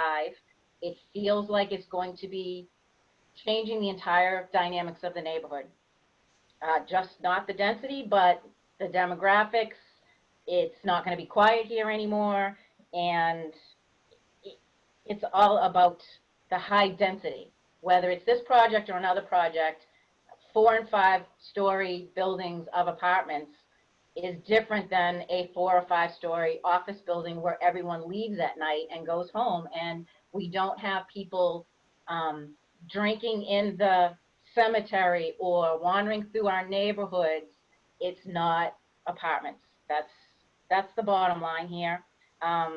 Nothing has been brought up about the Hancock School and adding all of these new people, how that's going to affect the Hancock School, which I don't have children, but I have plenty of neighbors who do, who talk about how full that school is already.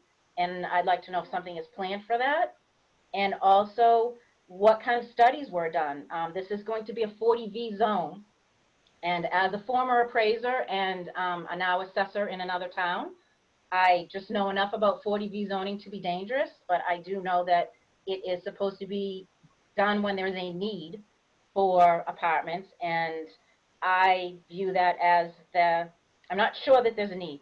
There are unrented apartments at Hamilton Oaks.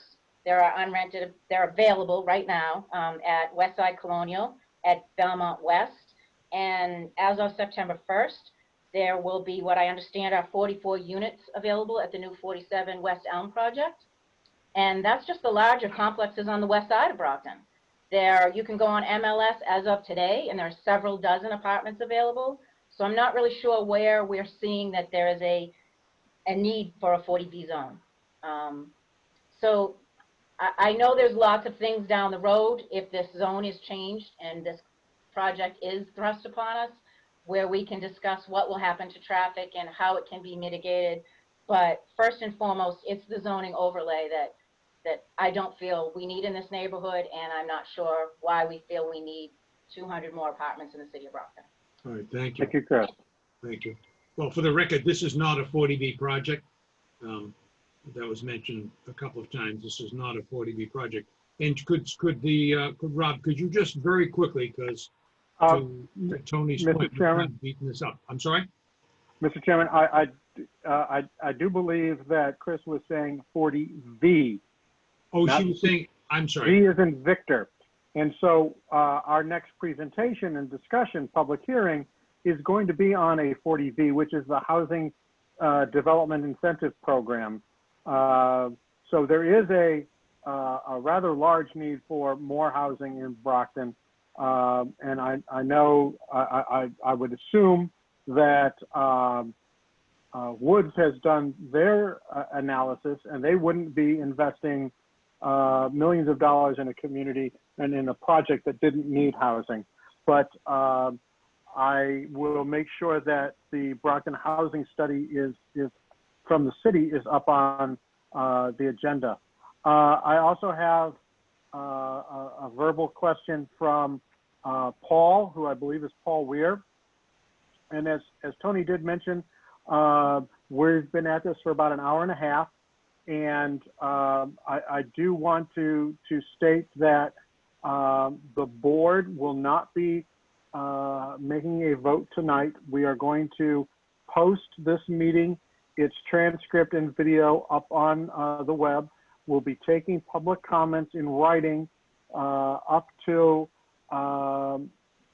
Monday, the 22nd at 4 p.m. And that will be made available to the board. The board will then vote again or meet again on the 23rd, where they will deliberate and make a final vote. But we're not taking any more public testimony after that time. Sorry, had them off. So I would like to give Paul 2 minutes to speak. And I do know that he's concerned about Healy and Carly. Carlin Lane, but I will also let him speak. So Paul, you are on.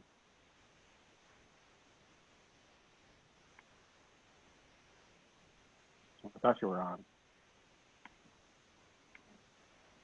Looks like he's muted. Oh, Rob, there can you you are. hear? Yeah, can you hear you? I can hear Okay, okay, I had to unmute, sorry, wasn't quite familiar with the process there. My name is Paul Ware. I live with my partner Susan Westhaver at 161 Healy Terrace. And I think, again, along with Chris, I'd like to thank Rob for all the responses that he's been so generous to get back to us in a timely fashion with, and also to distribute some of the things that I've written about this project to the either the city, both the city councilors and the planning board. Chris Minshall got me involved about a month ago. I absolutely knew nothing about this project until then. And since then, I've talked to about, well, I'd say probably like 60% of the residents on Carlin Road and Healy Terrace, plus another half a dozen or 10 residents in on Bower and Cashman and Allendale. And everybody seems to be in agreement about their opposition to this project, including the overlay zone. And I realize this first session here is about the overlay, the zoning overlay, as opposed to the project itself.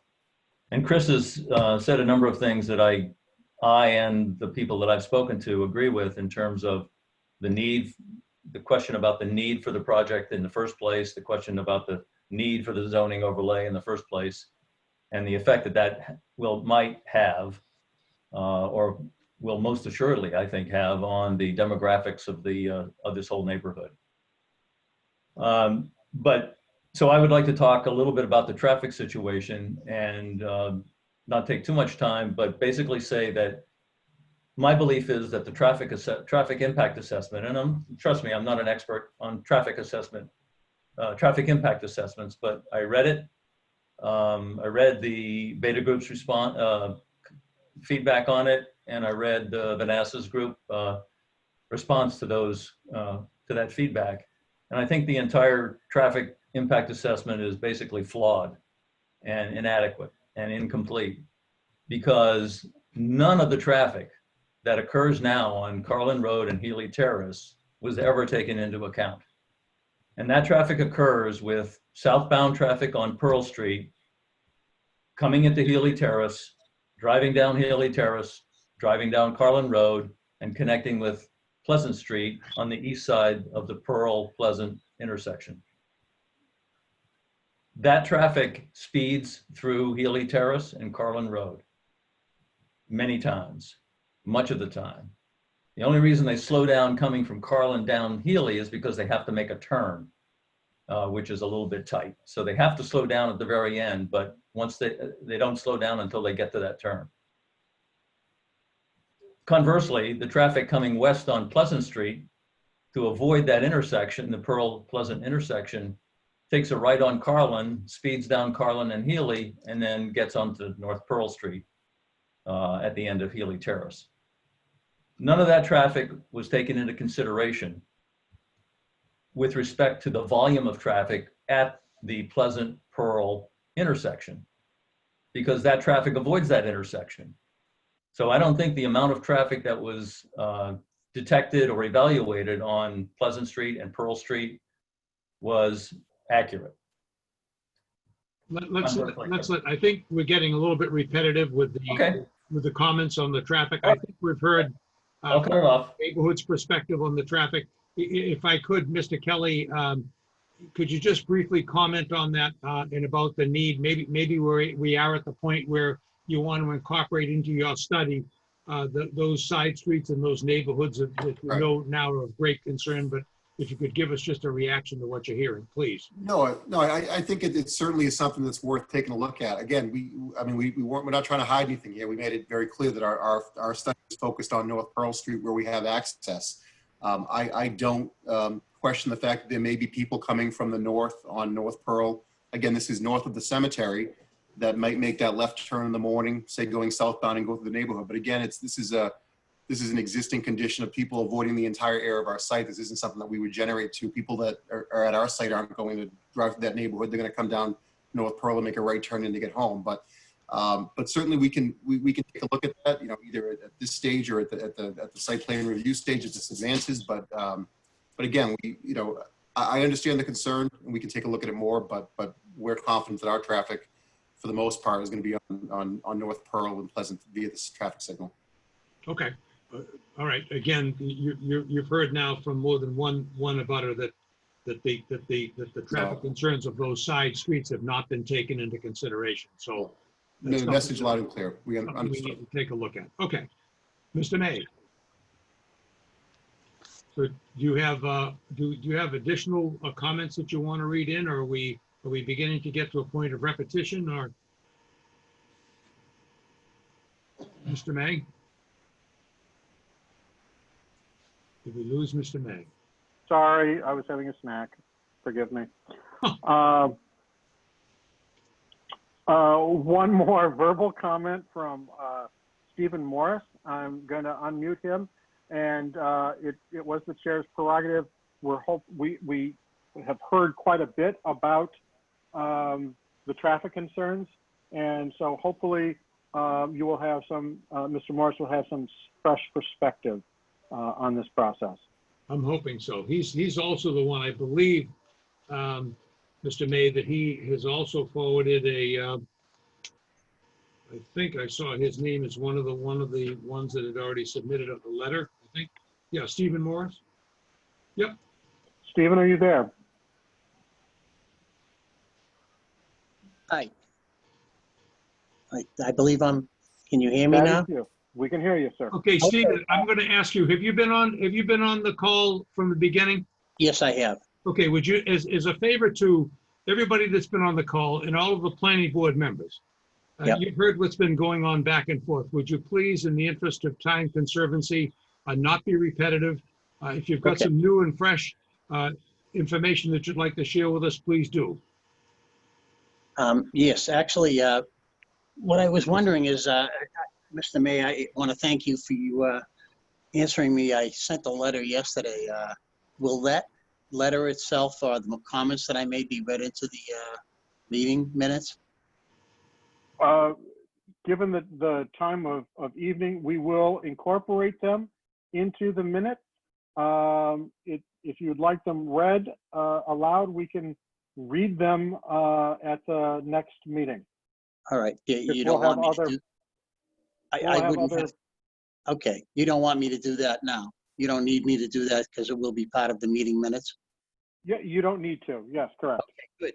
That's great. That's great. I wanted to actually thank Wood Partners for investing in my city, but my problem with that is that I would like to move it about 400 feet down on the other side of Melrose Cemetery or closer to downtown Brockton. And I understand that isn't the purpose of this meeting, but damn, I think that what I'm concerned about is ruining the quiet neighborhood that we have now.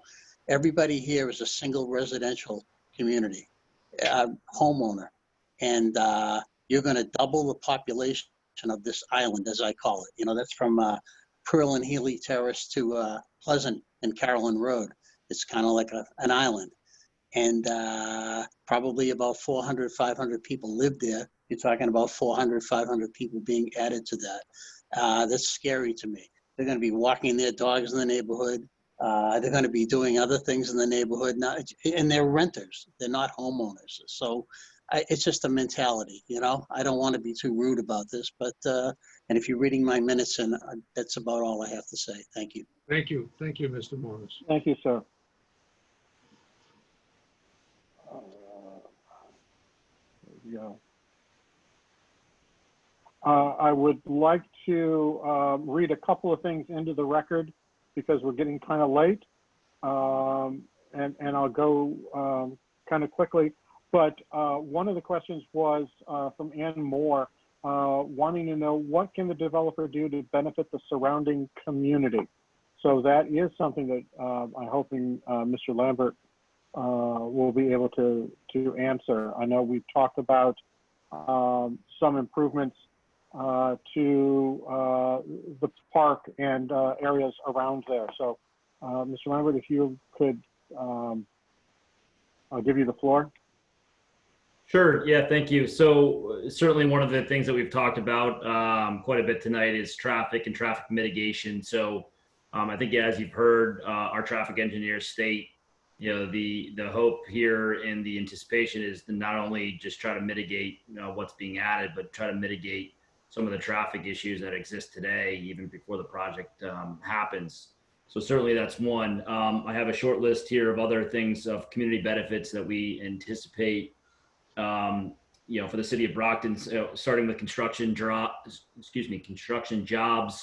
A project like this typically would create over 200 new jobs in the construction industry, and then ongoing jobs in the management industry as well. The project will generate new tax revenue from the city, as Rob May has mentioned along the way. A significant amount of tax revenue over and above what is currently being produced from the site, which is none. In fact, there's a significant amount of back taxes owed on the property.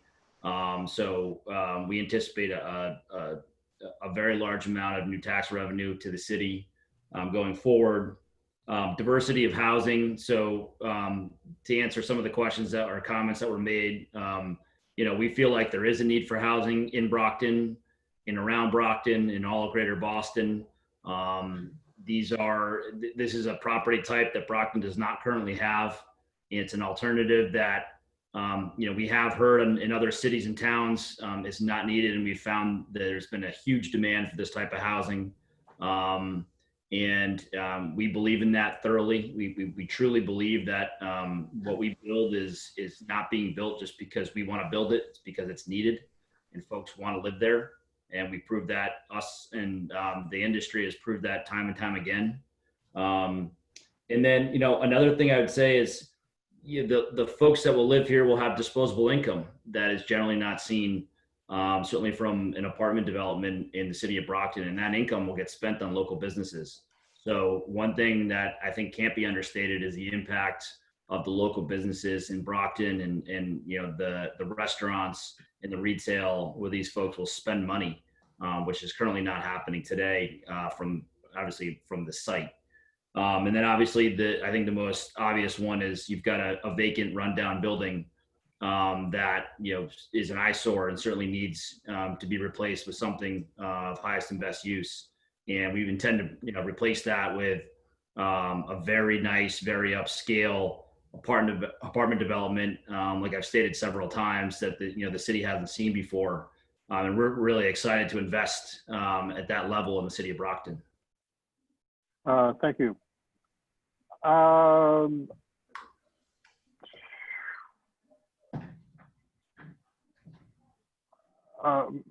are more traffic questions, but don't print out on the transcript.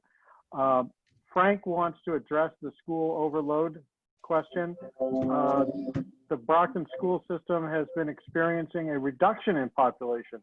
The system is actually down by over 1,000 students in the past year. And that was the end of his statement, but I do know that there has been a drop, and that is been a problem for school funding. Mr. Creedon is asking again about the delay in decisions by a few weeks, not just not a month. The restrictions continue to be lifted by the governor. They give homeowners not using Zoom a chance to speak. Again, Mr. Creedon, those folks who aren't live here will have an opportunity to view the meeting on the city's webpage. There'll also be a printed transcript of everything that is being said here. That is also going to be able to download from the city's webpage. So I think that we've given people a opportunity to hear. It would be great to hear the process of which submit.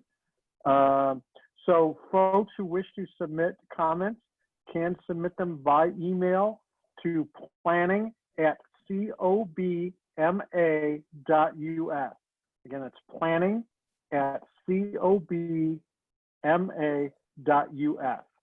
And the next meeting, again, the planning board will be meeting on Tuesday, June 23rd at 6 p.m. I think we've dealt, this is an important one that Kathy Burkard, I apologize for that, B-U-R-K-A-R-D, concerned about property values as a direct abutter with the building so tall for the neighborhood and dwarfing the homes next to it. Also reads the property will be graded and the elevation with a retaining wall at the end of the property will make it seem even higher.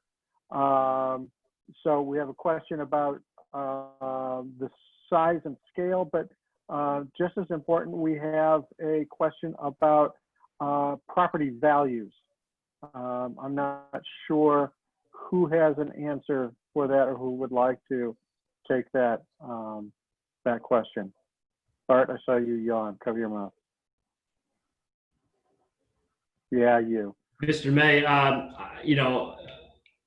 that's a very difficult question to answer. I mean, certainly it's our feeling that we build a level of project that enhances a neighborhood, does not do the opposite.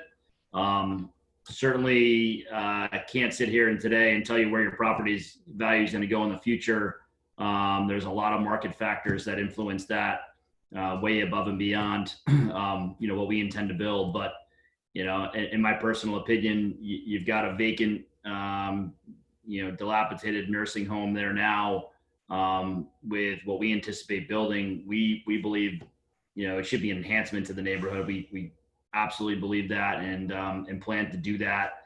And so we in no way view this as something that will be a drag on residential property values in the neighborhood, nor have we seen that at other like-kind developments in the past. Well, I think by looking at the website at woodpartners.com, you can see the properties that they manage nationwide, and they're all high-end properties. And I don't see a high-end property like any of these dragging down the property values of anybody, anywhere near the vicinity of these. I agree. And as far as the question, Mr. May, about the grading or the retaining walls, those are site plan issues, and I don't think that's appropriate for tonight's discussion. I mean, they're viable questions, but that need answers, but I don't think that should be part of tonight's discussion. Of the panelists that are invited here, it's Paul Cordero.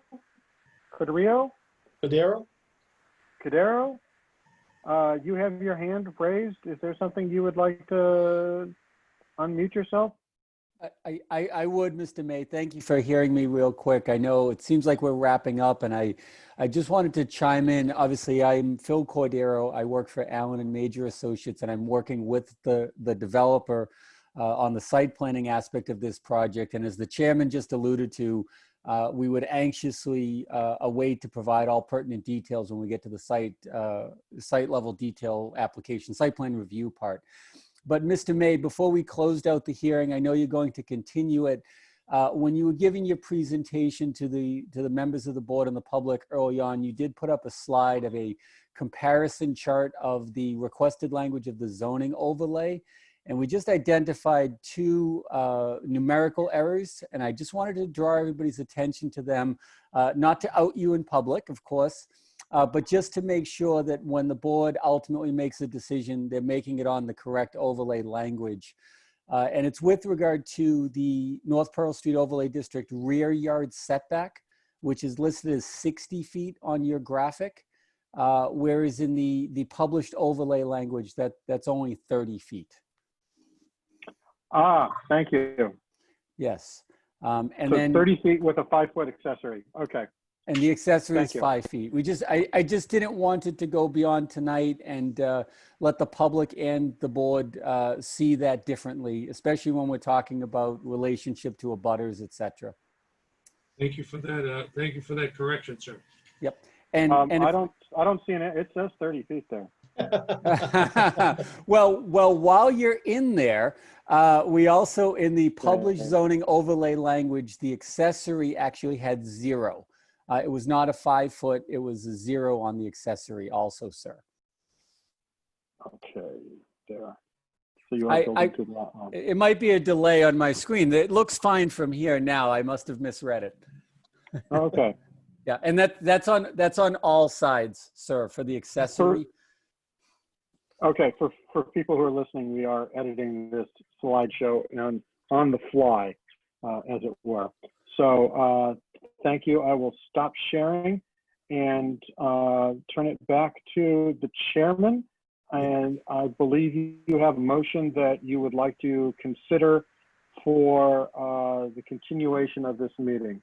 Well, one other thing I do before we get to that motion is very quickly recognize, and I'm not going to bother at this point to read these letters, but I want to recognize the fact that abutters have sent in written comments. We've already heard from one, and that's, for the record, I think that's Mr. Morris. Okay. And then I'm sure you've got these, but I want to recognize them publicly. So you've got the one from Stephen Morris that you just acknowledged, Rob. Correct. And then you've got another one here from Chris Marshall. I think we've already heard from Chris. She called in as well, right? Yes, sir. But there is written comments that you'll incorporate as part of tonight's hearing. Then you've got Tim Almeida. I don't believe Tim Almeida sent in a written comment by email. I don't believe we heard from Tim tonight. And I'm really grateful for Alex Almeida's. I like that one. It's a one-sentence comment, which I appreciate. But anyway, those I wanted to acknowledge as being written into the record for tonight's abutter input. And then, Mr. Chair? Yes, sir. Yes, ma'am. Mr. Chair, there's a list of 12 abutters that actually submitted comments. And you have all of them in that file. They were all taken and put into that file, but I have all their names. Okay, so in the interest of not taking more time, so if you've identified anybody and everybody who's submitted a written comment. As of when I left work today, All right, yeah. obviously my list was not up to date, but I want to make sure that their names, whether they're in favor or opposed, are on the record for tonight's meeting. I can read you those names. There was Alex Almeida, Caroline Math, Carrie Rajon, Chris Michelle, Paul Ware, Ray Creedon, Ron DiMarzio, Stephen Morris, Tim Almeida, and Tom and Theodora Salinkis. And they all come from either Colin, Healy, Nyland, or Bauer Cashman. All right, thank you. Yeah. All right, so that to kind of close out this agenda item, everybody needs to understand that we're going to accept abutter input. I think it's till 4 p.m. Is that right, Mr. May? Of the 23rd, next Tuesday? It's 4 p.m. of the 22nd, Monday. Was it I'm sorry. The next meeting is a Monday, the 22nd. No. That's when the written public comment is due on the 22nd. Okay. At 4 p.m. That way we can copy it and get it to you in time to read. And it's because of that additional public comment that we have to continue the meeting. We can't close this tonight. So I think that rounds us out on this particular agenda item. So unless I'm missing something, if someone wants to make a motion to continue? Motion to continue, yes. All in favor? Aye. Please signify by raising your hand. Any opposed? Actually, Mr. Chair, if you could do a roll call vote on that. Oh, that's right, too. It has to be a voice vote. All Need a right. second on it too. I'm sorry? Need a second. I'll second the motion. Okay, but we're gonna do a voice vote, though. Yes, Tony will second the motion and then we'll do the voice vote. All right, then it's approved as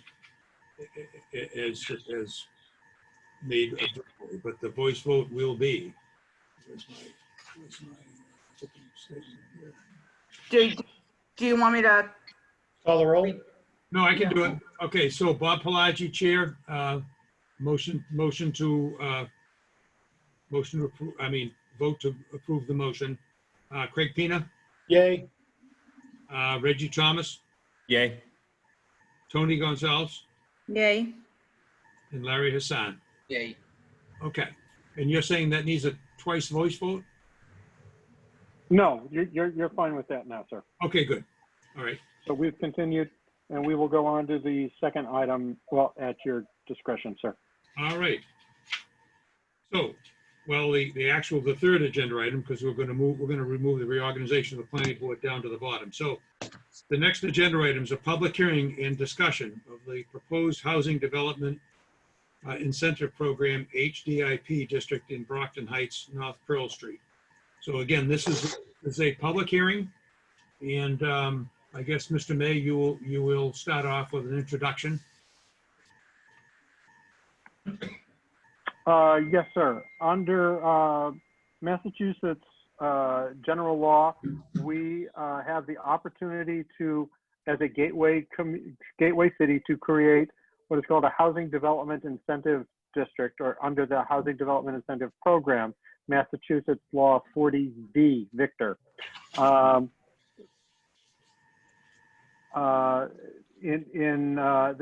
Was created as an act to promote economic growth in the Commonwealth.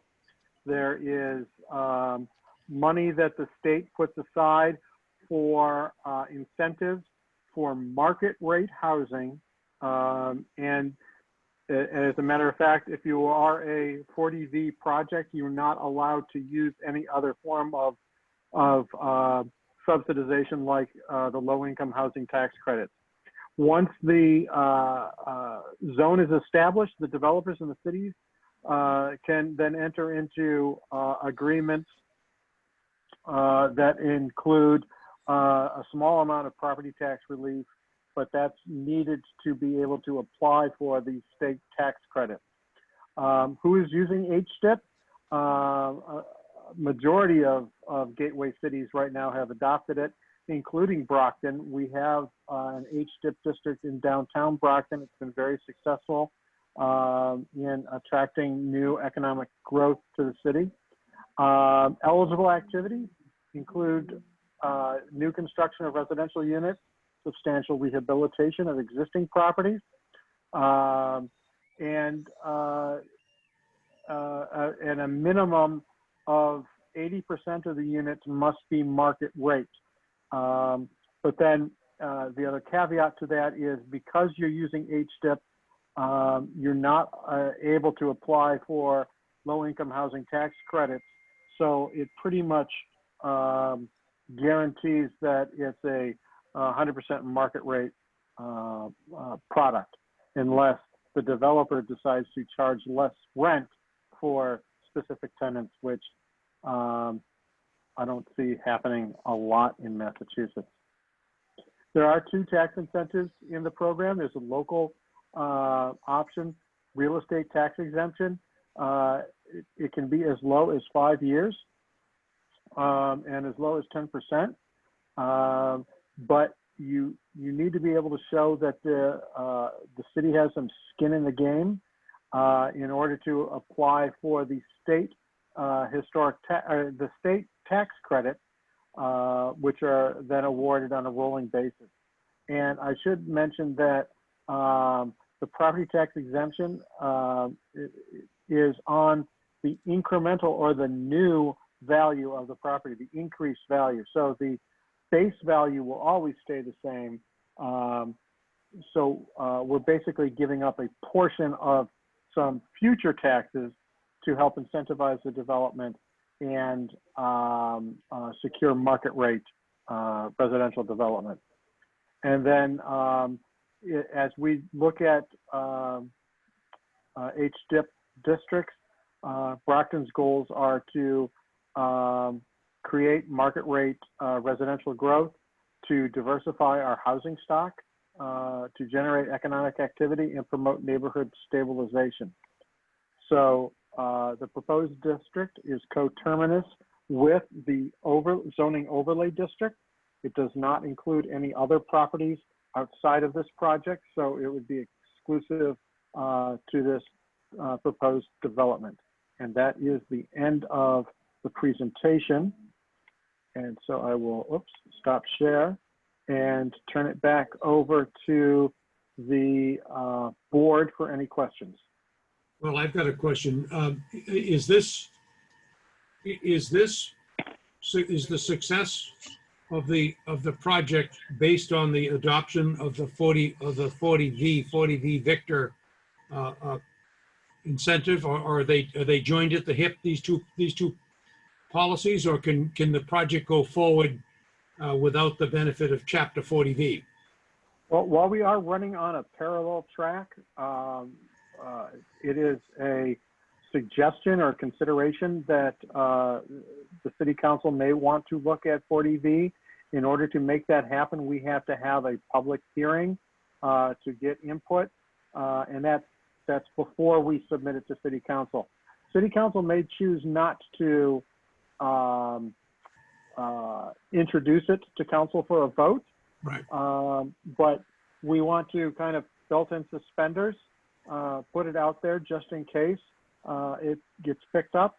I do know that both the mayor and the ward councilor have said that they are not inclined to provide any tax exemption or 40V, but that happened this afternoon. That conversation happened this afternoon. And so it was kind of too late to pull it off the agenda, but this is a way to get some additional public feedback on the project, or on the creation of a zone that would support the development of market rate housing in the redevelopment of the Braemore nursing home. So I don't think that they're exclusive of each other. That without a 40V that the project won't go forward, but again, belt and suspenders, it's there in case we need backup. Okay, so just for clarity, absolute clarity, the project could possibly go forward as the overlay district, but it could fail at the city council. The 40V proposal could fail at city council. Yes, it could. Yep. Yes, it could. Mr. Lambert, if I could, so your reaction to that, please, is from what your perspective, is the project reasonably dependent or heavily dependent on the adoption of the 40V policy? So we'd like to preserve that option, Mr. Chairman. It's there's moving pieces to the project in terms of cost that we are evaluating, and which won't be settled for some time. It's something we certainly are considering and may need. So we want to preserve that option by having at least the zone in place, and then we'll have a discussion with the Board of Selectmen about the specifics going forward. Okay, thank you. City council. Now, So am I correct in my reading of this? Because I read the whole 40V chapter. Is that this is a safeguard against this becoming an entirely 40 subsidized housing project, because you cannot charge less money, or you cannot ask for more money. Is that what am I reading this correctly? Correct. The part of the application is letting the state know what your rental rates are. They have to be above a certain percentage of the area median income. And that is established in the plan that is on the website, which anybody could read. And it would preclude a developer from using low-income housing tax credits. So you're not allowed to double dip in your financing. So you either would do a market rate development with or without 40V, or a LIHTC project. Okay. And so by having the 40V there, we kind of lock it in. If it were accepted, we then lock it in to this development. Mr. Chair, if I Kind may of like an insurance policy. ask Rob. Rob, are there any restrictions on the amount of 40V zones in the city? From a geographical standpoint, are we limited to particular areas of the city where 40B is applicable? I would have to go back and take a look at that. I almost said yes because I know that applies to district improvement financing, but I don't believe so under 40V. But I will have an answer for you at the next meeting. Thank you. I should say that we did have preliminary discussions with the state, and they were very interested in us expanding 40V. The administration is very pro market rate housing in gateway communities. They want to see the income levels increase. Thank you, Mr. May.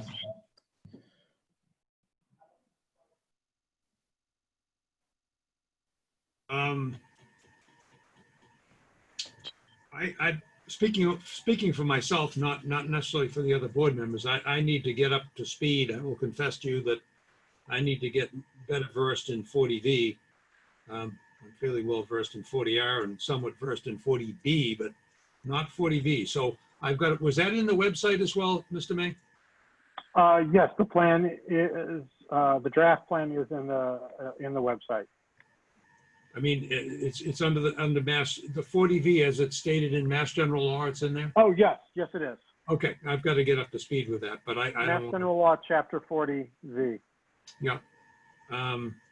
Okay, I need to get up to speed with that. If you could, not to put you on the spot, Mr. May, but could you just quickly cite, not to make you repeat yourself, but just in bullet form, what are the benefits to both sides of this equation, to the city and to the developer? For the city, if 40V was adopted.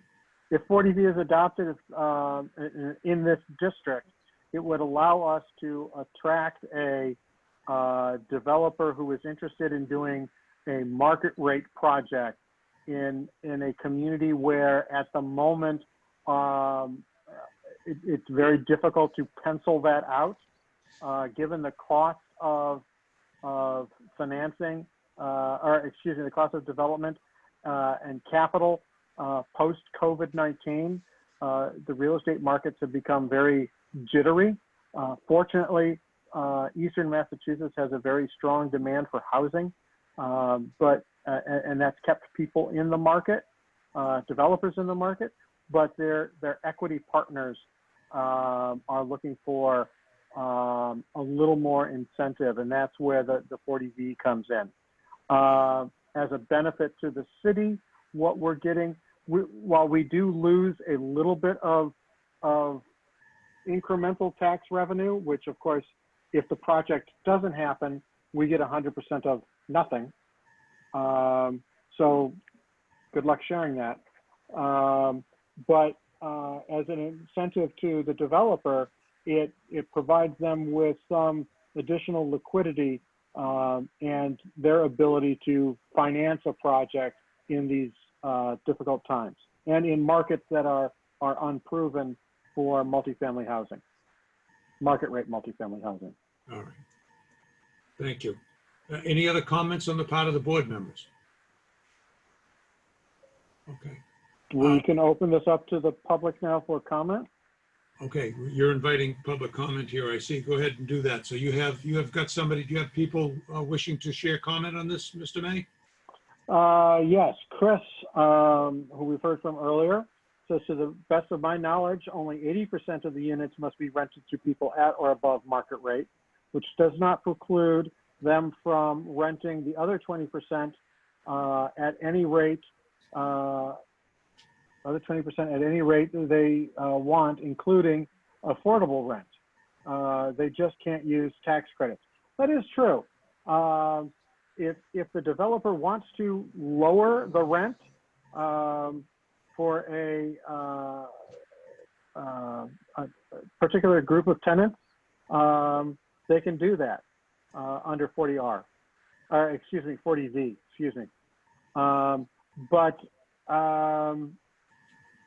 you know, the question is why would they? And I guess I would, you know, put that over to Mr. Lambert.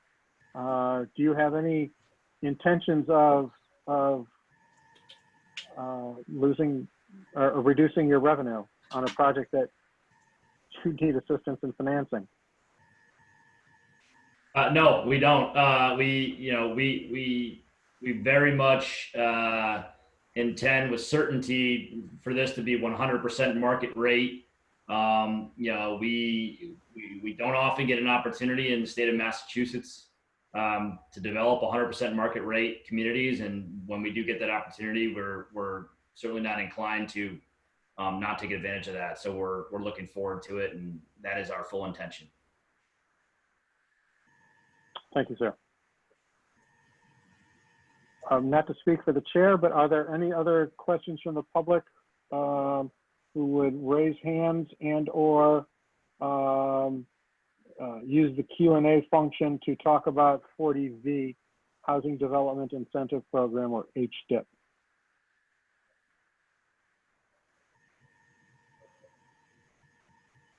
And again, this hearing will be continued to the 23rd, with public comment being available through Monday the 22nd at 4 p.m.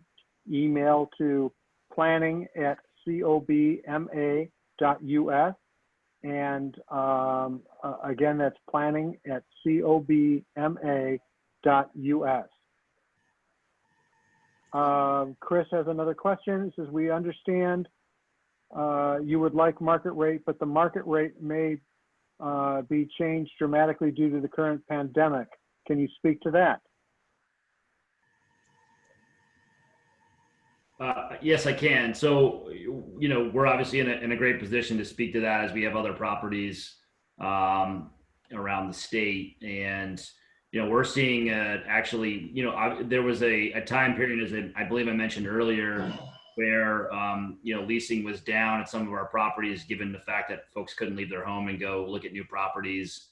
And obviously they're frightened to do so. But we have, over the past several weeks, at all of our properties, seen a major uptick in leasing across the board as folks, as the state is slowly reopening.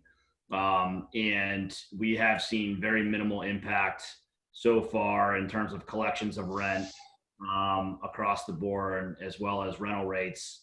We do anticipate there may be, a period of time in the near term here where rents maybe are flat, as opposed to continually going up right now. But we very much view that as a short-term issue. Again, with a development like this, as we move through the approval process and then into the design period and then into the construction period, we're several years out from delivering the units to the market. And it's certainly our view, as well as many of the industry and industry folks, that, by the time that were to occur, there should not be any lingering effects from COVID-19 in the rental market. We hope. We hope. Paul is asking, is the June 23rd board meeting an open meeting for the public? Yes, it is. It'll also be a Zoom meeting. You can find the link on the agenda that is posted on the city's webpage, and hopefully we'll do a better job of coordinating questions and answers. But yes, it is putting that link up tomorrow. Oh, sorry. Thank you. The link will be up tomorrow. Also, but it will be an open meeting, but we're not going to be taking any more verbal or written testimony after June 22nd at 4 p.m. So if you have something to say, please get it to us by Monday, June 22nd at 4 p.m. Thank you. All right. Any other questions? Any other questions or comments on the part of the board or anybody else in attendance of the meeting? If not, I would entertain a motion to continue the 40B discussion to the meeting of the 23rd, please. Motion to continue to the 23rd. I'll second that motion. Okay, motion made and seconded. I'm going to take a roll call vote. In favor of the motion, Bob Pelagi, yes. Craig Pina, Yay. Reggie Thomas, Yay. Tony Gonzalez, Yay. Larry Hassan. Yay. Okay, so moved. All right, we'd like to thank everybody in attendance. I know it's been a long meeting, so I'd like to thank everybody for their patience and their cooperation and their participation in the meeting. And these two agenda items will be continued and voted on at the next meeting. So we just have one more agenda item for the board to take care of, and that's our annual reorganization. I should say the panelists and attendees, obviously this is an open meeting and you can stick around and watch them vote for who is going to be chair and secretary and whatnot. It's thrilling TV, but you do not have to stick around. I'm going to guess that most of us are going to sign off. So I'd just like to thank Mr. Chairman, members of the board, Mr. May, Ms. Gurley. Thank you very much. We appreciate your time. We look forward to meeting with you again soon. Thank you, sir. And thank you to the members of the public who participated in this first ever Brockton Planning Board Zoom hearing. Yay. So now we'll continue with the reorganization of the board. All right, thank you. Okay, so the last agenda item is the reorganization of the planning board. This is our annual reorganization of the planning board. We need officers. We don't actually, Pam, technically, do we have a vice chair? I've heard that terminology used, but does the planning board have a vice chair? You actually do not. So what you do is you have a clerk, and that position tends to function as vice chair. So Okay. whoever the lucky recipient of clerk of the planning board is, you'll be the vice chair. Okay, so, and just for the record, we need a chairman, we need a chair, we need a clerk, and we need one assignee to zoning and the other two, what? Traffic? Yep. Yes. Okay, without further ado, is there a nomination for chairman of the planning board? Nominate Bob Pelagi. Whoa, wait a minute. I All right, I'm second, going with Tony Craig. seconds that. Craig and Tony second. Boy, that was fast. Oh, wait, That's wait. like- I want to nominate Larry Hassan because he's quiet. All right, by roll call vote. So by roll call vote, I'll take a roll call vote. Oh, were there any other nominations? Oh, No. No. No, I'm sorry. Are there any other nominations for chairman? no. No. Okay, hearing none, I will take a roll call vote. So all of those in favor of appointing Bob Pelagi chairman of the Brockton Planning Board, let's see, we have to do a roll call. So Bob Pelagi in favor. Craig Pina, Yay. Reggie Thomas, Yay. Tony Gonzalez, Yes. Larry Hassan. Yay. Okay, that takes care of chair. And now clerk. Would someone like to make a motion to appoint the clerk? What are the responsibilities of clerk?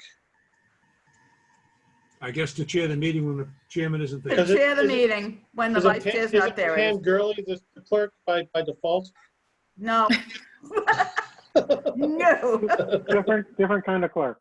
It's a different kind of, yeah. If you have an interest in holding the position, please speak up.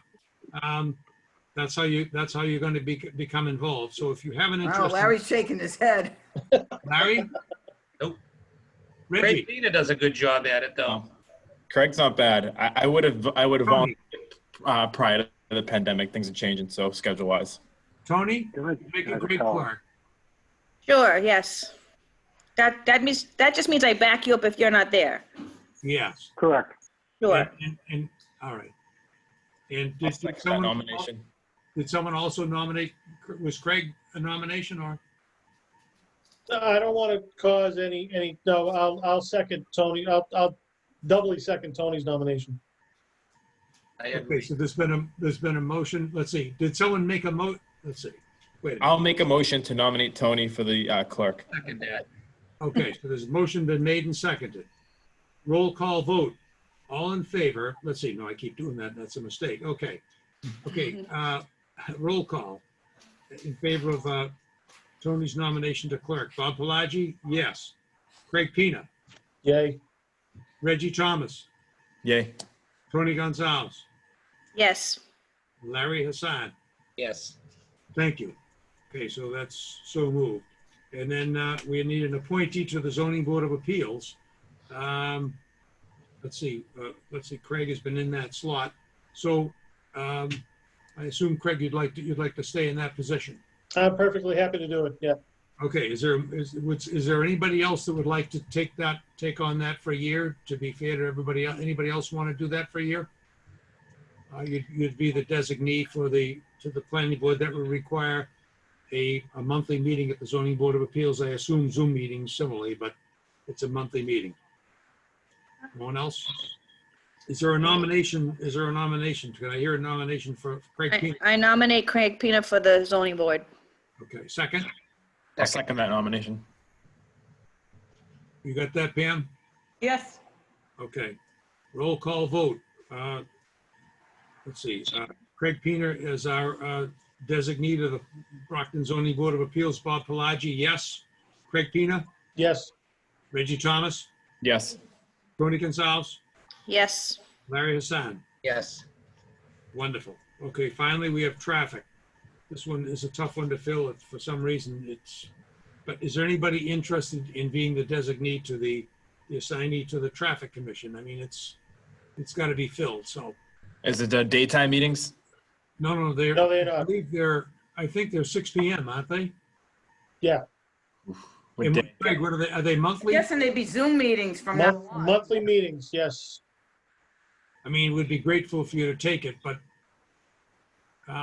there'd be a Zoom meeting. I mean, the problem is that you've got to attend it because it's like the other commitments. You've got to do it. So. You know what night of the month they run traffic? I'm not sure, but I think they're maybe the second Thursday, I believe. Yeah, I was going to say Thursday, I think. I think I can get it. Reggie's having it hard. It's just that my nightly commitments. I run nightly meetings. Reggie's close.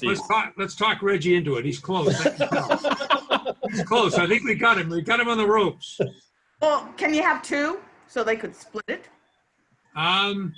You know, I don't know. I think, well, As long as someone shows up. The only place that wouldn't work is if you had an agenda item that carried over into another meeting, but I don't know. How often does that happen? Just about every agenda item carries over. They do. Because They never make a decision. new items go to subcommittee, and then subcommittee makes a recommendation, and then it comes back to the committee. You really couldn't cover it with two people. That wouldn't work. How about if we increase the pay, Reggie? Yeah, my night double it. limited. We'll double it. That's the tough part. Larry, what do you think? I really can't. I can't honestly commit to that right now. I'm just being very honest with you. All right. Damn, I think I think Reggie needs to do it for the free advertising from Evergreen Management Group. I'm in the conference room. I mean, I don't really have the time to commit. If we have to fill it, I don't mind being the liaison for now, but it's, I'm going to state it's going to be tough. It's a tough ask for me right now. Can I ask what's entailed in that too? I mean, what is the criteria on that? Like anything else, you can go once a month and sit in on the meetings and make decisions. And you can actually go to the subcommittee, which actually goes out and visits these places and makes a decision. It's basically where to put a sign, because there's not a lot you can actually do because the city doesn't enforce traffic laws, and which is very frustrating. Oh, we'll have to edit that out. I see Eddie laughing. Basically, what is happening though is people will want driveways or no parking signs, turn their streets one way, things like that. And so they'll take that into consideration, but they need somebody from the planning board who has an understanding of how we are trying to lay out the city for the future. And so that we don't, take parking off of a street and then and now there's no friction points, and now all the cars can go fast. and speed. And so they need to understand from a planning perspective that that's not necessarily a good idea. It's not nearly as exciting as the zoning board, but it's necessary. If you showed up 50% of the time, I think we got Reggie. Reggie's on the ropes, I can tell. Reggie, Oh. come on. You guys are killing me. All right, I'll take the traffic for now. Another man. I knew I you- nominate Reggie for the traffic committee. Second, let's finalize this. whoa, geez, you're not even, Okay, Finalize it. roll call vote. I heard a motion and a second. I didn't even know who did it, but I'm not going to go backwards. I got it. Tony and Craig. Okay, roll call vote. All in favor of nominating Reggie to the Traffic Commission. Roll call vote. Bob Palagi, yes. Craig Pina, Yes. Reggie Thomas, Yep. Tony Gonzalez, Yes. those, and Larry Hassan. Yes, All right. Reggie. All right, I'm in. Congratulations, Reg. Mr. Chairman, before you have a motion to adjourn, I just want to point out that both you and Larry are really rocking the COVID facial hair. What do you so think? It's looking very distinguished. My kids It- don't it's recognize. very- Barber shop to open up so I can shave this and cut my It hair. actually took What me an this is- hour before I recognized Bob Palagi. I'm in the witness protection program, so that's what Oh my it's God, all it's Whitey Bulger. I'm protesting something. I just don't know what it is. Anyway, if there is no further business, no new business, guess what? I think we Motion to probably adjourn? wrap things up. And I just want to say a very sincere thank you to everybody that's on the board. We don't get compensated in any way. And it's important stuff and it's got to be done. And I know there's a lot of repetition, but all you can do is mitigate it as much as you can. But I thank everybody that's on these meetings. They can be long And I want to thank Pam and Rob too, because I drive Pam nuts all week long for the past 2 weeks. This email, that email, I can't see this, where is it, where's the file? And it's not easy to do these Zoom meetings. And a lot of people in the community, the older people, they don't understand it. They don't understand Zoom meetings. So it's I'm used to it a little bit, but these are actually convenient, and I think people are actually more focused on getting the information out when we're on these meetings. So, but I appreciate, that's a ton of prep work you guys have to do, so I appreciate that too. Yeah, well stated. Would someone like to make a motion to adjourn? Motion to adjourn. Second? I'll second. A motion has been made and seconded to adjourn. Pam, you have the names. Roll call vote. Bob Palagi in favor of adjourning. Bob Palagi, yes. Craig Pina. Yes. Reggie Thomas. Yes. Tony Gonzalez. Yes. Larry Hassan. Yes. Have a wonderful, wonderful evening, rest of your evening. And See you next week. Thank you. See you next week. Good night, everyone. Bye-bye, Ed. Take care, guys. Have a good night. Take care. Thank you, Ed.